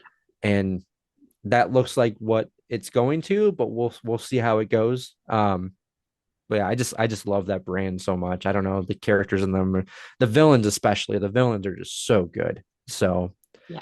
I yeah, mean, when it was the Dark Knight trilogy, that was what it was at its peak. And I agree. I liked the Snyder stuff, especially once you saw the Snyder cut of things and you could understand that there was more world building that got cut short in that. Yep. Because otherwise it felt like the regular Justice League that got released, it was like, you're just kind of rushing to catch up with Marvel's Avengers here, and Right. it doesn't feel like, it should. And then, killing off Superman and bringing him back right away, it's like we could have spent a couple movies without him, and that could have been more of a threat that he's gone. But I saw the idea where it was going, and I enjoyed it. Unlike I guess some people like absolutely hated it, and it's like I don't think you could hate it, but Yeah, yeah, like you said, let's hope that we get something more streamlined here in the future for that kind of stuff too. absolutely. I've taken up a lot of your time here. Thank you so much for jumping on. Of We've gone course. on so many tangents. We could be here for hours, I'm sure. But Probably good. um, I want to just kind of close out with let anybody know what you guys got coming up, whether that's Blood Moon or even 13th Floor, whether that's with the prison or I know the Christmas haunt up here at 13th Floor Chicago is coming up, but also where can everybody find you on all the socials? When is this dropping? Hopefully in the next week or so. We're recording here on what's today's date, December 11th. Yeah, Okay. probably yeah within 7 days. I would hope so. Okay. So 13th Floor Entertainment Group, 13th Floor Chicago will be doing their Love Bites event. That'll be the next event after this drops. Right, right, I'm not sure the dates of that yet, but that's the next 13th Floor Chicago event. And then we usually at the prison do the halfway to Halloween event in May or June, just depending on when the schedule works out for that. Um, in terms of Blood Moon, you could find us anywhere, any platform, except for X. I'm getting rid of X because, yeah. Um, Blood Moon Paranormal. That's just type it in. We'll be there. You'll find us. We have episodes. I'm trying to drop one every month or every 2 or 3 weeks. Just got to catch up. Like I said, I'm 15 backlogged. So there's a lot of content that's going to be coming out. It's not stopping anytime soon. The next 4 episodes is the Missouri State Penitentiary, which will be dropping on December 19th. The Madison Seminary, which I'm editing right now, and we got some weird stuff there. And then Whispers Estates, which is a demon house in Indiana, and then a classified investigation, which I cannot tell you about. Um, After that, if you're into haunted houses because you're listening to this podcast, the episode after that will be the Laurel's House of Horror. And that episode, man, that something there. It's dark there. It's evil. Something's evil there. It's weird, man. It's weird. So, Blood Moon Paranormal, look us up anywhere. We'll be there. awesome, awesome. Yeah, we'll have to get you back on to dive deeper into some of this stuff, and go maybe even further into like the demon versus ghost kind of conversation. And hopefully by then, you still haven't been, assaulted by anything, right? So Yeah, right. 13 years, all of a sudden I get assaulted. yeah. Yeah. So, but yeah, as you mentioned, yeah, I think this will be out after some of the Christmas haunts. It's mid-December here. Hopefully everybody has a good Christmas coming up. This should drop before Christmas, or whatever you celebrate. Yeah, X sucks even for sport. Like I should use it more for sports side of things, but even then it's like I get my notifications on there from the insiders that I need, and that's about it. And it's like having a second It's ESPN to get me. pretty awful. I'm Yeah. not a fan. Yeah. So I'm more of an Instagram guy myself. So I've got you on everything. And as soon as this comes out, we'll be pushing that, and we're looking forward to all the Blood Moon stuff. So Thank you so much. that'll be great. Zak Wenzel, thank you so much again for jumping on, and we will talk to you soon. Talk to you later.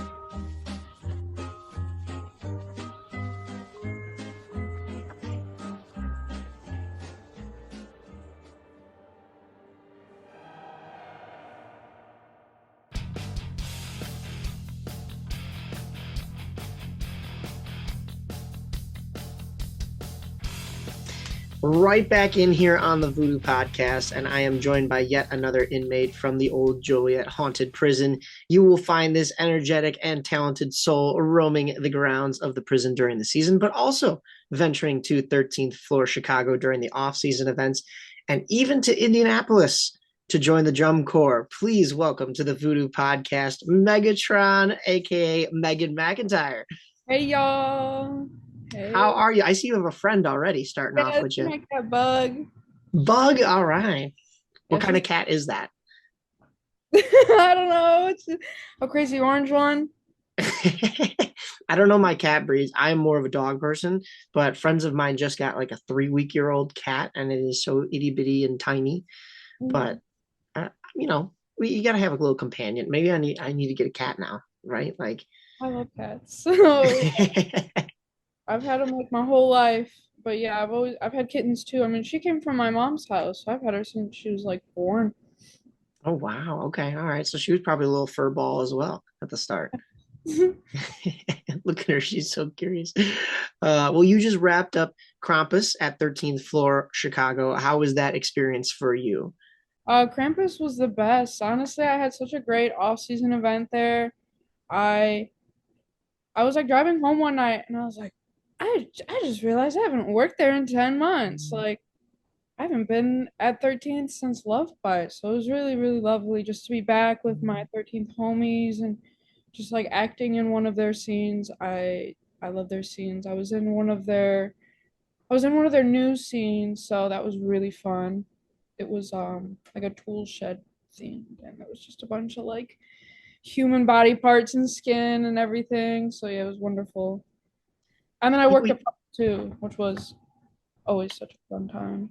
Oh, that's awesome. I think we did get a chance to see the rooms that you're talking about. Obviously, that last night of the regular season for 13th floor, and then we got a chance to see Old Joliet on the final snowing night of the season. Unfortunately, you were down for the count for that one. Have you recovered? Of course, no concussion. You're doing better now. Yeah, I'm chilling. I mean, sometimes I get headaches, but I think it's just also maybe because like the weather's changing. So yeah, other than that, like I'm pretty recovered. I'm good. So That's good. Yeah, no more injuries is always a good thing. And yeah, the weather change. I mean, it was cold that last night, and then it warmed up during the rest of November, and then we got hit with snow and cold weather here in Chicago. We're still kind of getting hit with it. So lovely Chicago weather. But you mentioned, yeah, you haven't been over to 13th since the Love Bites event. 13th Floor Entertainment Group is nice enough to have both locations, the prison and 13th Floor Chicago, for the flip flop of some of the off season events. You'll get Love Bites and Krampus at 13th Floor, but then you'll also get the Halfway to Halloween at Old Joliet. And normally we would find you scaring at the prison. How did this year go for you? How many years now has it been that you've been with 13th floor and more specifically the prison? this is my fifth year. I just finished up on my fifth season. Um, honestly, a pretty good season, minus obviously walking into a wall and getting a concussion. That's like it's crazy to me that I did that. Um, but other than that, like I just really enjoyed being back in the prison walls and helping out with our outside show and seeing how our second attraction got changed into more of a storyline based attraction rather than the zombie laser tag. So that was really fun. Just overall good time. I always love being at the prison and being a helping hand to all the actors and just everyone involved there. I even got to learn some new stuff this season, like just a little bit of tech stuff of like what's the process of turning on the show and turning off the show. And then on top of that, I also learned some event staff positions. So it was really nice to kind of get that perspective of like what department, like how does it run for each department, like a night for them, especially being an event staff. So it was fun. I learned how to run all our escape rooms and stuff. Yeah, there's so many moving pieces to running even the simplest of shows, and then you tack on the fact that you guys have now four different attractions plus the escape rooms, plus people don't even think about the merchandise and the concessions and security and all that. So I mean, yeah, there's everybody has to play another role, which is incredible. And you have a great cast of characters at the prison. We're going to get into them in just a second. But was this the start of your haunting career 5 years ago, or were you somewhere else to start? And how did you really know that you wanted to get into this kind of stuff? So I've always worked at the Old Joliet Haunted Prison. That and 13th floor Chicago are the only haunts that I've worked. Like 5 years ago, I was my first semester of college, I was going for theater, and I still am. Like I'm still a theater major. But the college that I was going to, the community college, they had like a theater group chat on like Facebook or like a Facebook group for the theater department, and someone had posted that the Old Joliet Haunted Prison was hiring actors for like I think at that time like it was like $13 an hour or something. And I was like, hell yeah, like I'm going into theater, like this is a paid acting gig, like this is a good foot like step in the door for that kind of like industry. So I I filled out an application and everything, and I remember I was like at my job I was working, which was a nursing home, and this was like during COVID that I applied. And I like went up to a couple of my coworkers at the nursing home, and I was like, I just applied to a haunted house, and they were like, "You're gonna work two jobs?" I'm like, "Yeah, what the heck? Let's try this haunted house thing out. It'll be interesting." Um, and I showed up to the prison, and the prison has the front part, and then there's the back part by like the water tower, and I was like, where am I even going right now? Like, I don't know where I need to be. And I finally figure out where I need to be, and I show up, and the performance manager at the time was like, "Oh, two other people were supposed to be here, but they didn't show up, so it's just us." And I was like, "Okay, I'm at this abandoned prison. I've never been to a haunted house before, and no one else is here except me and this performance manager." And so yes, and then the rest is history. I've just been working there since, and I love it. And I've been working at 13th when I get the chance as well. So you had never been even through a haunted house before signing up for something like this? Yeah, I mean, I would think I like went to like a haunted house at like one of the corn mazes like in the area when I was like real little. And my high school did like a haunted corn maze. But like those were it. I'd never been through like an official like pro haunt or anything like that. Wow, jumping in the deep end right away. But I think a lot of people don't realize that is one of those industries, acting and theater, that there's a lot of that in the haunt industry, and it's a great stepping stone, and sometimes even a full-time career for people who are looking to get, like you said, that first paid gig.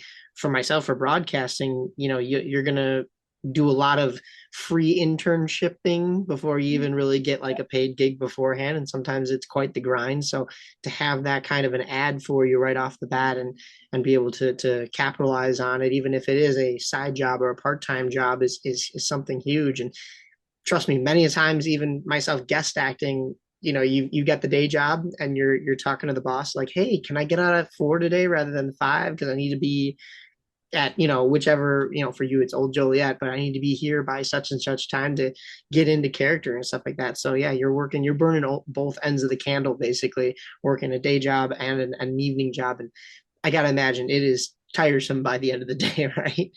Yeah.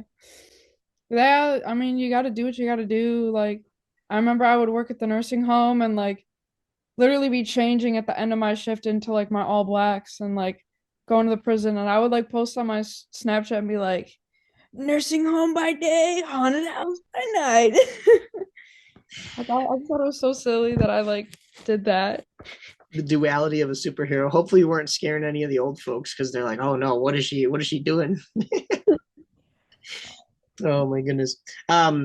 I want to jump into the voodoo personalities segment, because there is a great group there at the prison with a lot of amazing leadership that we kind of alluded to, whether that is Zach and Emily, or Angie, Tyler, Adam, Christine, Katie, Kevin. I mean, the list can go on. I'm sorry if I missed anybody, but there's also a lot of youth amongst the Old Joliet Haunted Prison family. Where do you feel that you fit in, and what is sort of your role in the mix of everybody? Yeah, I mean, I I, I am an attraction lead there, so I kind of am like part of like the, I mean, I am part of the actors, but I'm also kind of like help with it's kind of like a mini manager, not necessarily, but kind of. But so as an attraction lead, I help out with making sure all of our actors are good during the night, just like our runners do. But then on top of that, like if there's any issues that are happening in the house, like I can make sure that like I'm taking care of it and like checking out like okay, what's going on. I'm gonna keep an eye on this customer and make sure all my actors are okay and give descriptions to whoever needs to have that description. I hope the actors at the beginning of our shift, we will, like, before we go in, we'll like do a group stretch. So I help lead them through that. And then I hype them up before we go in, which is really fun. And then I just do the usual, like, checking in actors and checking them out and helping, like, place actors and make sure our spaces are maintained and clean, like the attraction is clean and that the actor area is clean and that we have fuel for our chainsaws and stuff. And I also work alongside another attraction lead, Bingo. So Gotcha. Yeah, when I got a guest act with you guys in 2024, I learned a lot from how you guys operate, especially like you said at the start of the night with a stretching circle and stuff. And it's something that, like, as you would think, even as somebody going around and being a slider, you would think like, and I'm getting older, like, stretch so you don't hurt yourself and don't be an idiot. But that really kind of opened my eyes, and I kind of pushed that on to even our voodoo squad this year.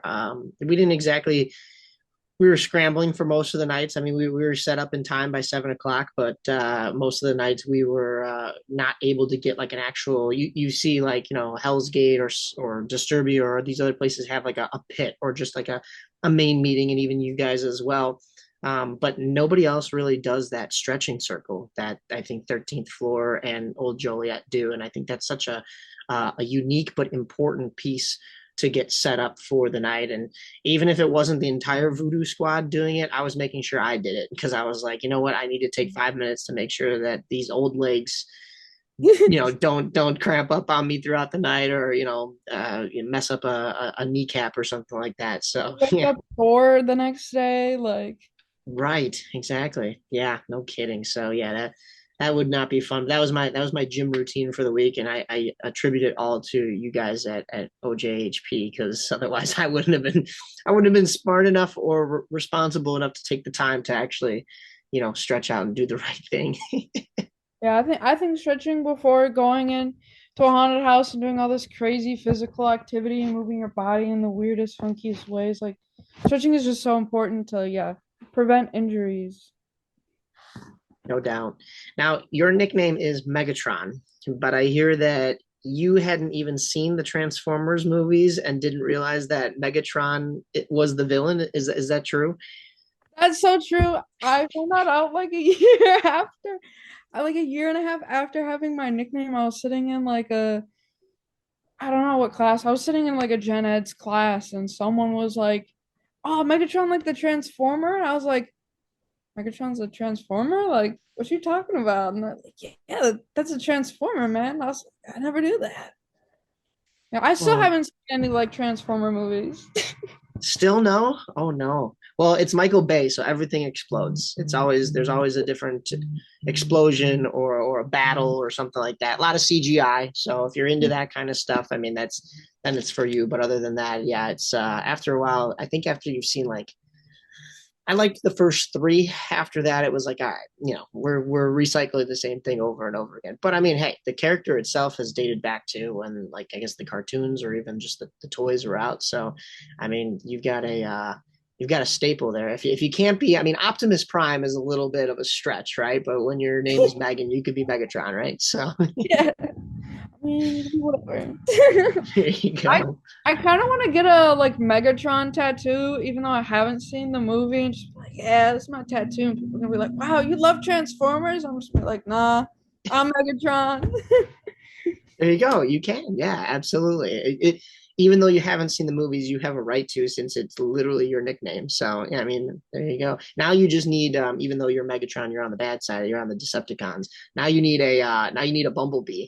And well, you have Wasp at the Yeah, prison. So, yeah. be sidekick. Oh my goodness. Well, you are not a villain typically. You are a very energetic person, like I said, always fun and bubbly to talk to and stuff like that.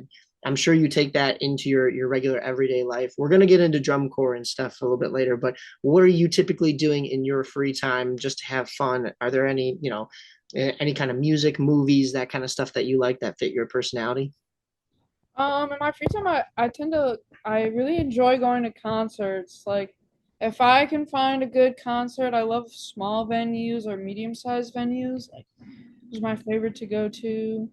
I've recently seen a lot of ska concerts, specifically a band called Something to Do. They're great. They're from Milwaukee.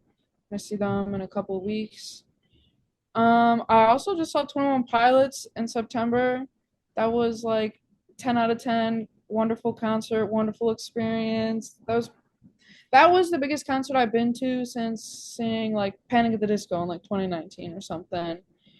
Um, on top of seeing a lot of concerts, I also like seeing like live theater, obviously.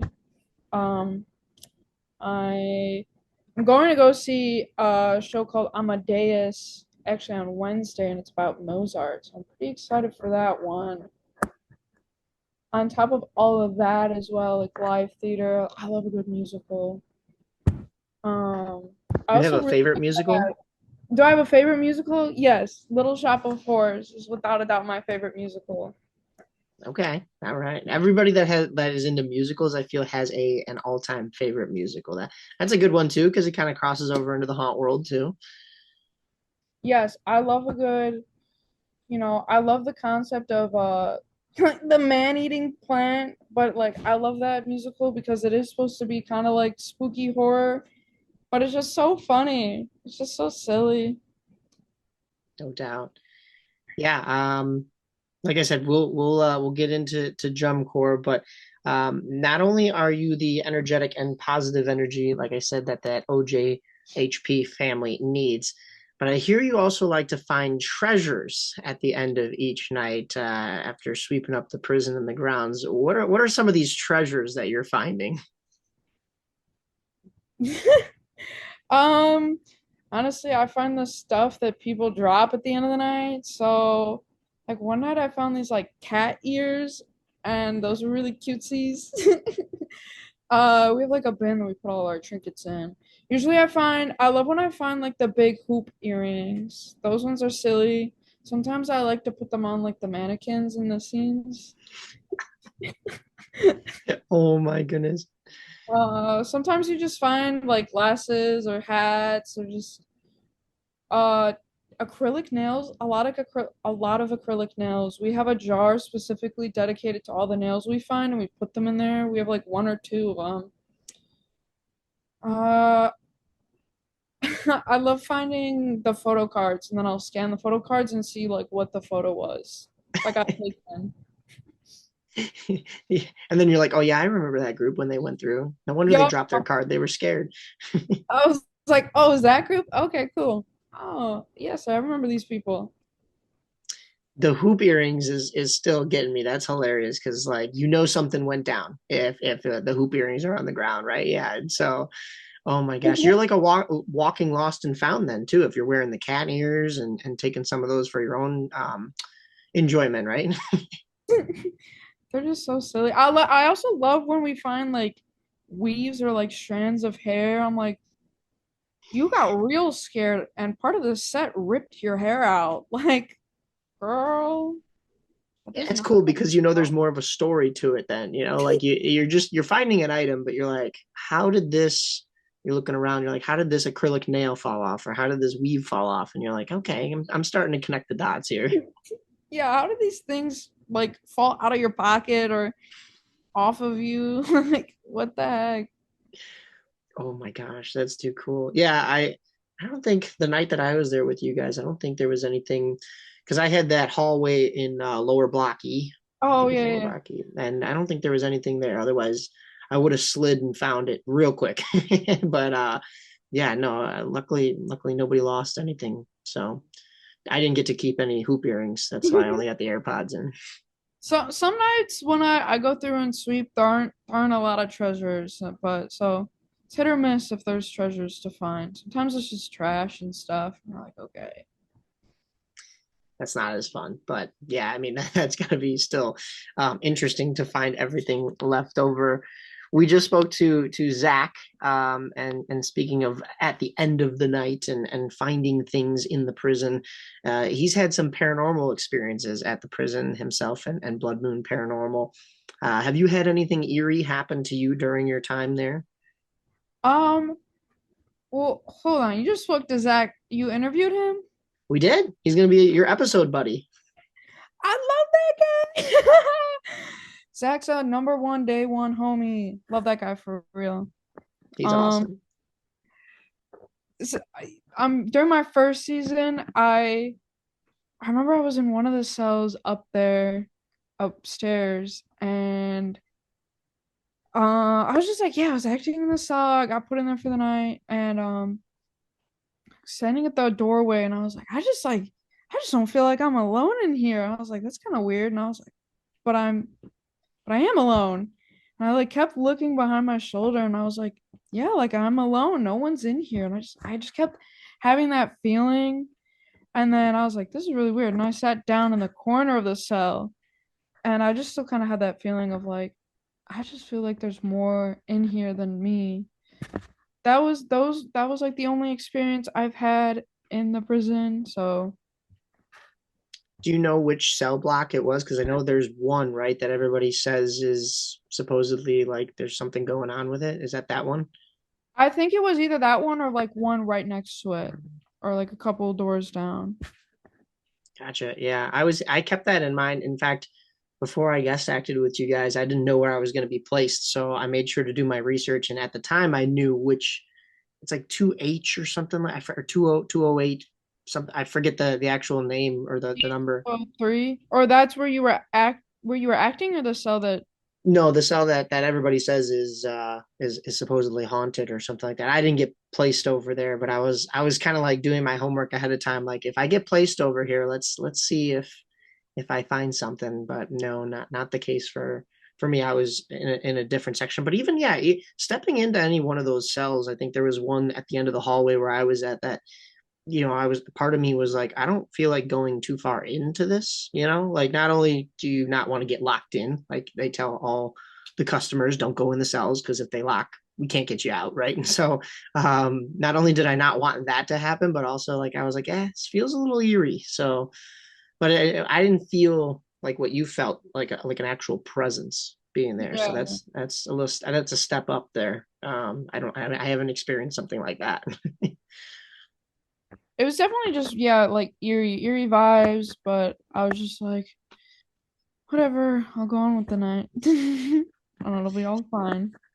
And after being there for 5 years, to have just that, I think speaks to the fact that it is much harder for some, at least for some people. I think Christine will tell you that she feels stuff a lot when she's Mhm. walking through, and I know Zach's had some experiences and whatnot, but I think you have to really be actively seeking it out for you to feel it. But for the customers coming through, they may not realize that, and they'll still probably get that feeling.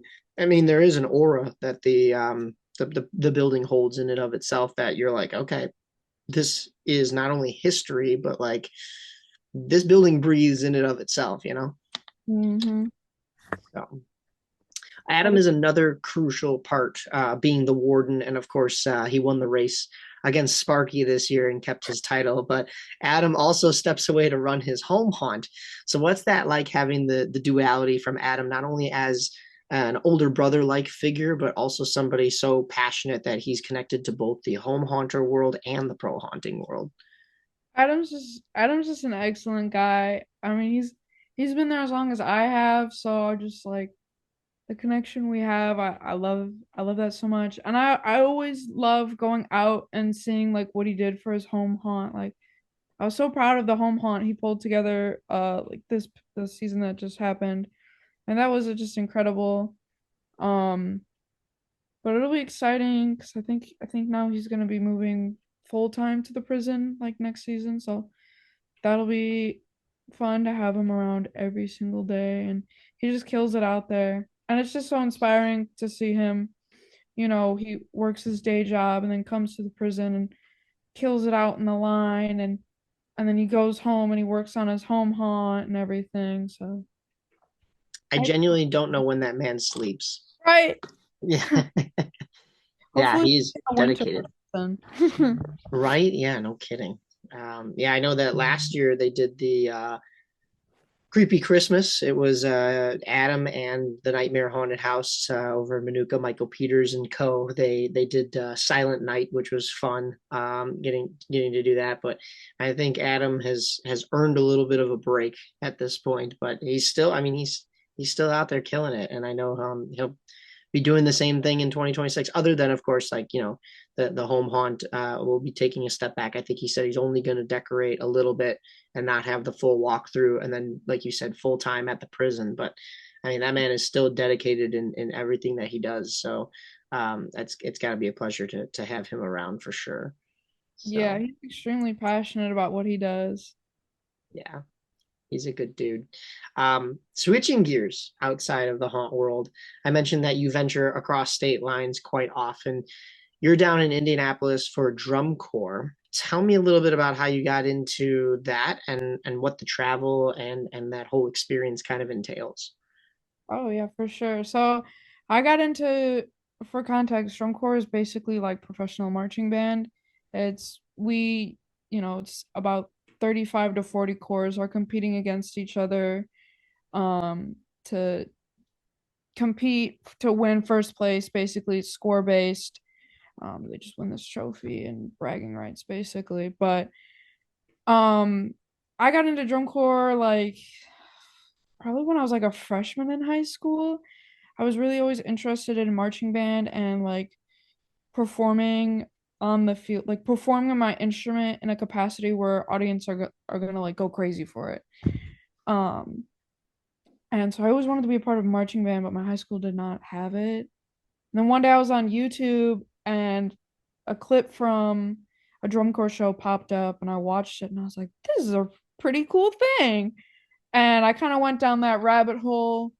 And during COVID, I was like working and auditioning and practicing for an open class corps based out of Oregon, Wisconsin. And then because of COVID, obviously the season didn't happen.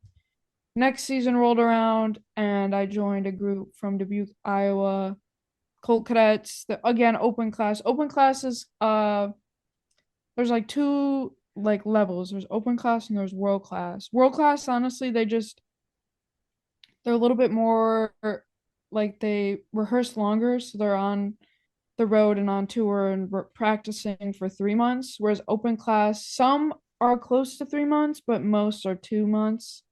Um, and then like for the corps that I've marched, we just kind of stay in the Midwest area. Whereas world class will do like every world class group will like do a world tour, not a world tour, sorry, a cross country tours typically. So we'll go like to the Midwest, down to the South, up to the East, and then into Indiana.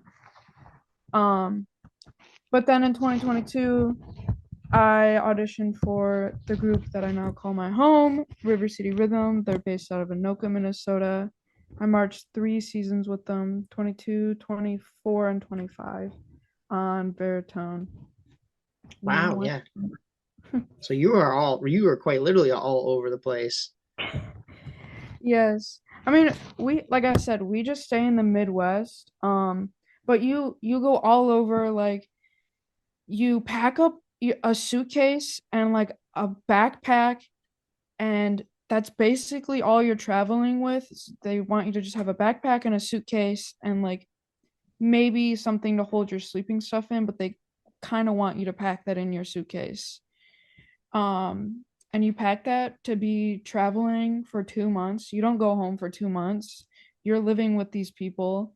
So I packed up all my stuff. Actually, this past season, I worked halfway to Halloween on that Saturday and was partying and stuff at the haunt till like 2 a.m. Went home and tried to take off as much makeup as I could before I went to sleep, and woke up the next day at like 7 a.m. to go up to Minnesota to go live with my core for 2 months and do this thing.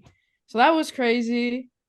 Then I was, yeah, living in Minnesota for about 2, 3 months while we learned the show and memorized the music, memorized the show, just get stronger physically and mentally. Um, and then we hit the road and we start tour, which is when we start competing against groups. So we had shows in Iowa, Wisconsin, Illinois, Ohio, Michigan, and Indiana, and Wow, Minnesota. that is incredible. That's quite literally the whole Midwest there, so that's impressive. And I didn't realize it was more so in Minnesota because I know that you posted about being down at Lucas Oil and being I would imagine that's like you were talking about the like the finals and the championships when you're competing down there in Indy.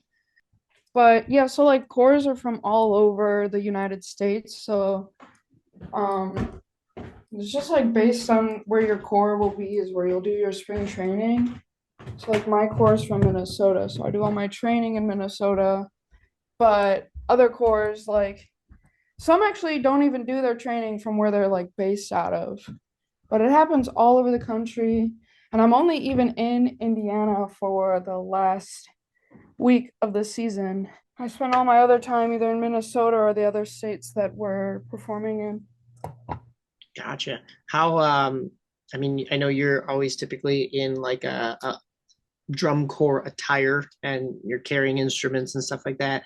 I imagine summers even up in Minnesota get pretty hot. So how are you surviving through all of that? I guess this will kind of take us into our Frankenfuel sponsored Zombie Zap segment. So how are you staying hydrated and fueled for hot summers, and even also into frigid cold haunt seasons throughout the year? So actually the in drum corps it's like standard for just across the whole like activity for members to have a 1 gallon sized Coleman jug. So you that's how I'm staying hydrated is my jug. Drink as much water as I can, like all the time. They give us water breaks every like 15 to 30 minutes. They really monitor it too. Like if we have a really hot day, they'll be like, let's get water every like 10 minutes and we'll have 5 minutes off so we can like refuel our body and hydrate ourselves. And then one of our seasons, we actually had to put electrolytes in our jug every day. So that kept us pretty hydrated. Um, and even I do that even during haunt season. Like this weekend, every day I was working at the haunt, I was just drinking electrolytes. It's so good for staying hydrated. Yeah, no doubt. I mean, you can never have too many, I guess, when you're doing something that physical. Like I know for haunting, it's important. There's even that movement. Like I don't know who it was that came through at Disturbia. I think it was some people from Massacre, but it was Haunters Hydration, and they're actively making sure everybody stays hydrated, or at least a reminder to stay hydrated throughout that, because you don't realize how much it's taken out of you by the end of the night. You're having Right. so much fun and stuff, and I imagine it can be the same with drum corps, but also when you're practicing, it can probably get pretty grueling too. So yeah, electrolytes are huge. So that's Yeah, gotta be it. always, man. Especially at the beginning of haunt season when it's like those really hot September days. Those ones are like the most important. It's like you don't need anybody passing out because they're too hot or dehydrated or anything like that. That stretched even into a little bit of October this year because I remember we were still building Voodoo, and we only opened the last this year. It was 16 days in a row, so it was quite literally the final 15 days of October and then one day into November. And all throughout the time that we were building, I was doing it in shorts and a tank top because if I had anything more on, I was sweating through it. So I mean, it was still upwards of 85, 90 degrees even into some of those October days. And then even I think the first couple of nights we started acting, it was very warm. Not as warm as that, but I was kind of just praying like for the 40 to 50-degree weather because I was like I wanted to drop down so that we're not sweating through our costumes here. Right. You get that nice little mid-range, maybe upwards of like maybe 60 degrees, but even then it's like here in Illinois we'd almost rather have that crisp autumn air for haunt acting. So Yeah, yeah, exactly. 'Cause it's just too much when it's so hot and yeah, you have all the layers on and stuff. just not snow. That's a little Yeah. too much. Maybe for the Christmas haunts, that's a nice touch, but not for the very end of the season, right? So, No, not at uh, all. do you ever mix your musical talent into the haunt world at all? I know that you have a couple different characters that you've played throughout your time at Old Joliet and 13th Floor, but do you ever get a chance to kind of like throw in your other talents? Actually, yeah, I have. At Krampus in 2022, Danny like gave this like little horn thing to someone. And I was like, "What? I want a horn! Like that'd be fun." And the next night, she gave me one. And I was like, "This is so dope!" And I was like, "I'm coming back next year with my trumpet."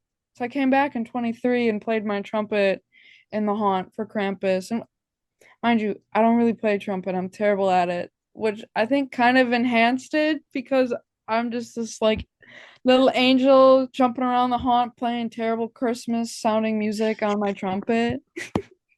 So That's perfect. Oh my gosh. it was awesome. And I mean, I still kind of scared people sometimes with it, even though I was just playing music. So I did that in 23, and then in 24 I did that again. And my co-lead Bingo and I were actually in the same scene, and he was the little drummer boy and I was playing my trumpet. So we're kind of like a duet band that season. I think I do remember that from my one night there, but of course I was in a different spot from you guys, so I didn't get to see it in action. But even in that 13th floor break room, I vaguely remember you guys playing trumpet or playing instruments just in general. I think I remember Bingo on the drums as well too. I mean, that's perfect for having a little drummer boy, and yeah, like you said, having the off key notes is basically Yeah. haunt world, you know. I was so bad at trumpet. I do not play it at all. So outside of my trumpet, last season I had the spoons that I'd play sometimes in the cells. But again, an instrument that I'm not skilled at, so it just sounded like I didn't know what I was doing because of course I didn't know what I was doing. Were you playing them? I mean, I'm trying to think of how, like on the bars or on the walls or on the doors of the cells. Like I was actually like playing the spoons, so like spoons are like an instrument. You can take two Right. spoons and put them together on the back. And if you hold them in your fingers, you can like clack them on your palm and they'll play. Gotcha. So I was mainly doing it on my palm or like my legs and stuff, not really too much on the walls. But yeah, I would do it like I would sit in a cell and like play and stuff. Or sometimes I'd do it out in like the graveyard. It's a nice touch though, to add it to any character, but you know, specifically not only your actual Megan talents, but also to bring it to whatever character that you're doing. Do you have any like backstories to any of the characters that you're typically playing? And I know you've done a couple. You even had you've got that mask that you were running around in at MHC too. But I is that one borrowed? Because I think I've seen somebody else in that. Was it Katie that was wearing that originally? I think yeah, that's just our Mrs. Nice Guy character that like 13th and the prison has. So other people have played it. Katie's played it. Emily's played it. String Cheese has played that character. Our friend Grace has played that character. A couple other inmates have played it. Honestly, not too many of my characters have like backstories. I just be the character and I'll just go for the night. Like I play a nurse character when I'm in the prison, and I should probably write up a backstory for that one if I'm gonna just keep doing it every season. Uh, but outside of that, no, I don't have backstories for any of my characters. I just go. It adds to the mystery of them in some ways. I know some people go super in depth with their backstories. Even myself, like I kind of gave Rivets a bit of a backstory, but I mean, nobody's sitting there listening to it, right? You know, you're just kind of acting, especially when you're in a spot or you're in a room. But even out on the line, like you know, you're not sitting there giving somebody the whole novelization version of you know the history. But I mean, I'm sure when people look at these characters, there's a sense of wonder. So to have no backstory is kind of like having a backstory where it does something just different. It adds to that curiosity and that mystery that even you can get creative with it whenever you want, right? Like you could kind of Yeah. think of a different backstory each night or you're feeling different. You come with a different perspective each night, and then you don't have to be locked into one thing. But I'm sure with your theater background, it's easy to kind of not only slide into that role, but tweak the role if you have to, right? Yeah, yeah. It's fun. It's fun. So, um, as far as the upcoming off-season events, we just had Krampus, but it'll be Love Bites in February. Are you planning on doing that again with 13th Floor? Oh, for sure. I love bites. I I love the vampires, and we all just get like we just all get bloody makeup, which I love that. Um, I always enjoy the costumes that Danny puts us in, and seeing how the haunt gets decorated. And Love Bites is kind of like probably the most interactive like off season event we do. So like that's a really enjoyable aspect of it as well. Tyler talked about it when he came on and talked about how it's like going to the in-laws basically, or going to the other side of the family when you're up at 13th floor Chicago. So is it cool to get a chance to see a lot of faces that you don't normally get to see during the regular haunt season, or are you able to connect with them kind of throughout the rest of the year through, I don't know, conventions or even your own free time? Oh yeah, for sure. I love seeing the 13th floor homies. There's a couple that I keep in touch with, like outside of the off-season events, where I'm like, let's get together, let's hang out, stuff like that. Um, and I go to the conventions and I see the people at the conventions, which is fun and lovely. And their general manager over there, I'm really close with. So like I see her a lot. Like I'm gonna go see her actually on like Wednesday. But it's just such a treat. Yeah, every time I go over there and see them, I'm like, oh my God, more haunt homies. Hey. That is so cool. Yeah, I like there's a number of haunts within the Chicagoland area that have that, but I don't think they have it quite as lovely as you guys do, especially with the fact that you've got a lot of characters from 13th floor Chicago that will come and help with the prison, especially with the prison still being so new, like Danny, who will come and help. But even the whole Nightmare Forge group that are able to bring their expertise to both haunts, which is such a cool thing to see. I saw Tyler. I don't know if it was on Danny's story or if she Snapchatted it to me of just like him like hanging a bunch of the Christmas lights at 13th floor, but then I'll see Danny snaps from when she's at the prison during the summer. Yeah. Tyler did that whole light show for Krampus and he killed it and it was wonderful. Um, it's 10 out of 10 light show. Was he there? Because I know he was at Midnight Terror for at least Sunday night. Was he? Did he get a chance to see his baby in action that whole light show? Oh yeah, for sure. He was there on Friday and Saturday and showed it to us, a couple of us inmates on Saturday. So we even got to see it. But yeah, it was really stellar. We went to Midnight Terror last night. It was myself and Caleb Wimbush of Hell's Gate Zombie Army, as well as a few other cast and characters that were there as well. Some were in line, of course, acting. Tyler was one of them. Alex Wode, and then Judo from Evil Intentions was there, carrying around a bucket of worms, and finds me right away as soon as I walked in. And I may or may not have had to put a worm on my tongue. And honestly, the worst part about it wasn't even the worm itself. It was the dirt that's like left over. And so like it's in between your teeth afterwards. And I'm like, this is just never again. Had And worms? real worms. Yeah. Yeah. I'm not proud of that one. Not at all. I'm not at all. Emma Von Zombie was in the line ahead of us. And the funny connection there is if anybody has listened to that episode of the podcast, she made me eat crickets one time and I didn't realize. I thought they were just beans, and she was like, "Oh no, there were dried crickets in that bag as well. So you may have eaten a couple cricket legs." And I was like, "Oh, it was dark. I didn't realize that." She said, "Yeah, but like they were either like chili powder or whatever." I was like, "Yeah, that doesn't make it any less crickety. What? That's still a cricket leg." So that's Becky, little disgusting. pug. Yeah. Caleb was supposed to be videoing too. He had his phone out, and I thought, at least I'm doing this for a video, right? And then I was asking him for the video, and he said, "Oh, no, I actually don't have it." And I was like, wow. So I ate a worm for nothing. Not actually. I didn't bite down and I didn't swallow the worm. Just licked it.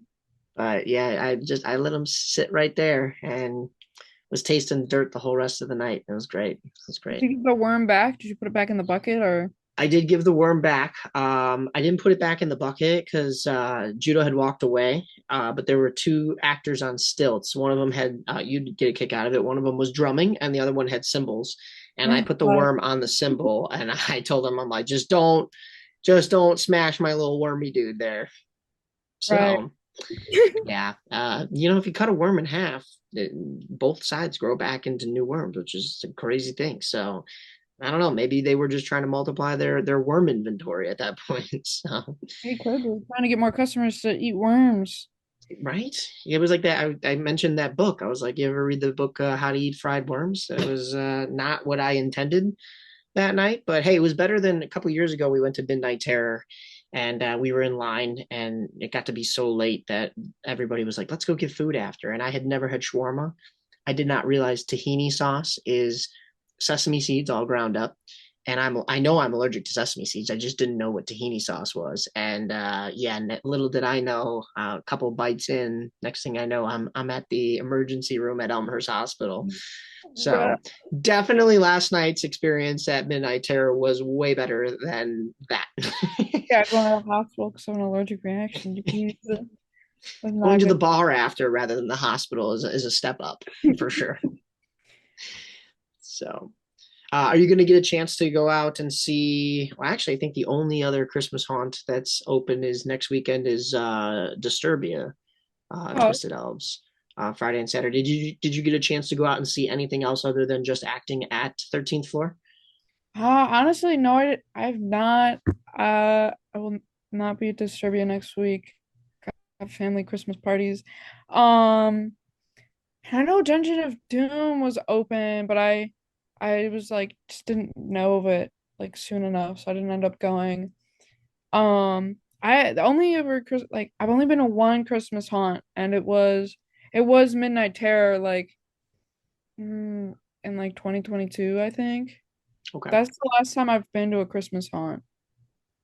I think that might have been the year that I was there and ended up in the ER. It was either that or yeah, I think it had to have been 2022. But yeah, no, Midnight Terrors is a great one. I know everybody because they're open the Friday through the Sunday ends up going and guest acting there on the Sunday. And you know, other haunts. I know you guys though at 13th Floor end up doing the Sunday as well. It's the whole weekend, so it's tougher to get out there. You mentioned Christmas on the horizon, other than just Christmas haunts. Have you done all of your Christmas shopping at this point, or are you behind? I'm still kind of behind. I'm in the same boat. Gotta shop for the niece and nephew and the grandparents and the brother and sister-in-law. So Yeah, weird yeah, I've totally Christmas to started. be part of, man. Yeah, yeah, yeah. Here's this is what you do. You just get a bunch of those treasures that you found at the end of the nights at the prison, and hey, mom, here's some brand new hoop earrings, even though they're not your style, maybe. Second, hand-me-downs from random customers, man. Here's some kitty ears. Here's 10 acrylic nails. Why are they all different colors and different sizes? I don't question Friendship. it. Yeah, yeah. Oh my gosh. That would be too funny. Oh my gosh. Do you guys have an end of the year party for 13th floor or for the prison itself? Or do you kind of just roll into the next off-season haunt? We do a 13th floor and Joliet prison combined cast party, which is always just a blast. We typically do karaoke and we have catering, and then we do like seasonal awards, and then the last couple of years Erica's actually been putting together like a slideshow, like movie slideshow thing of all of our haunt memories from this season. So that's always fun to see, like, okay, what kind of memories were 13th floor making? What kind of memories were we making? And all this stuff. And looking back at just the amount of fun we had during the season.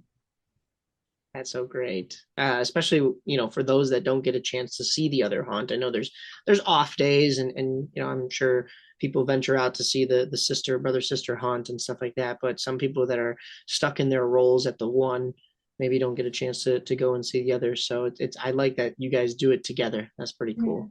Yeah, me too.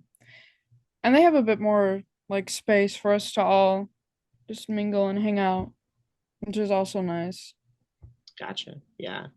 No, that is cool.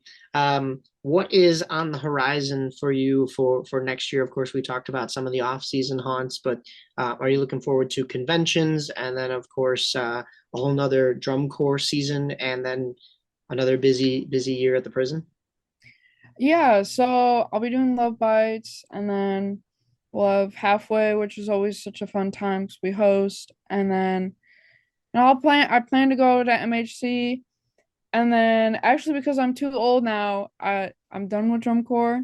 I've aged out. Oh, Yeah. So this summer will hold a lot of different new opportunities than what my summers have looked like. So maybe just volunteering for some drum corps, obviously seeing shows, and then just trying to work over the summer, see if prison needs any help with stuff, and um, yeah, just take on all that, and maybe I'll travel over the summer.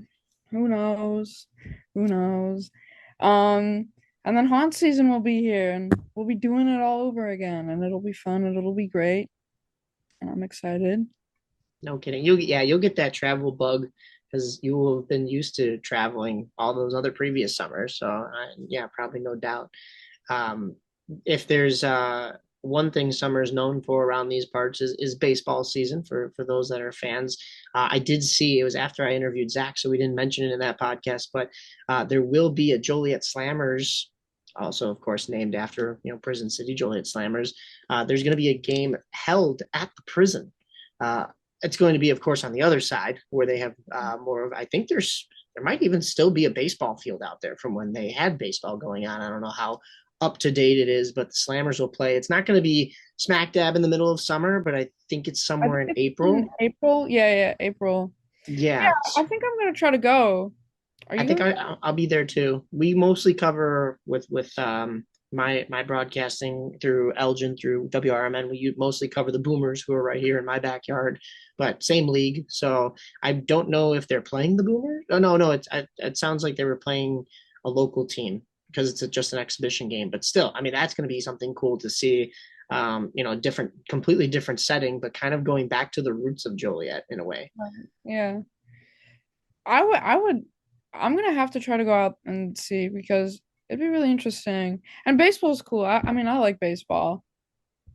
Yeah, I got to my first Slammers game last year covering Boomers baseball, and the stadium itself is really nice. Similar build to the one here in Schaumburg because it was the same company, just built a year away from each other, and so I saw a lot of that like minor league baseball field. But the nice thing about Joliet, I don't get me wrong, love what's in my backyard over here in Schaumburg, but the nice thing about Joliet's is they have that Steel City touch to it, and you see that with the different things on the concourse, but also the train running right by there, and then also just the people you'll meet there is pretty cool too. So Prison City, Steel City, they've kind of encapsulated all of that. So there's a lot of history to be had down there in Joliet, and I mean it all kind of revolves back to the old Joliet prison. So it's cool that you guys get to work in something that is such a staple in that area. Oh, it's just so pretty too, honestly, the building. It's so It beautiful. is, yeah, that limestone. I didn't realize until it was MHC the Friday night that you guys had hosted back in 2022. No, 2023. I So yeah, think that was the first year that I did MHC, and uh, I didn't realize that it was the prisoners themselves that had built those walls, mining limestone from the quarry that was right back there, which is now that water tower and the parking lot for the actors. yeah, it's crazy to like just to walk up to the building or be in the building and be like, inmates built this. People built this. Inmates. The funny thing is they were the inmates that built the building, and now you guys are the inmates that are like basically keeping it alive and building the haunt. So I mean, there's always inmates building, right? So That's it's kind of full circle, or history repeating itself in a sense, in good Yeah. ways too, So all right. Well, with Christmas on the horizon, I will let you get to any kind of Christmas shopping. Before I let you go, though, where can people find you if they want to connect with you, especially if they want to pick your brain, whether that be drum corps or your musical talents or your haunting talents?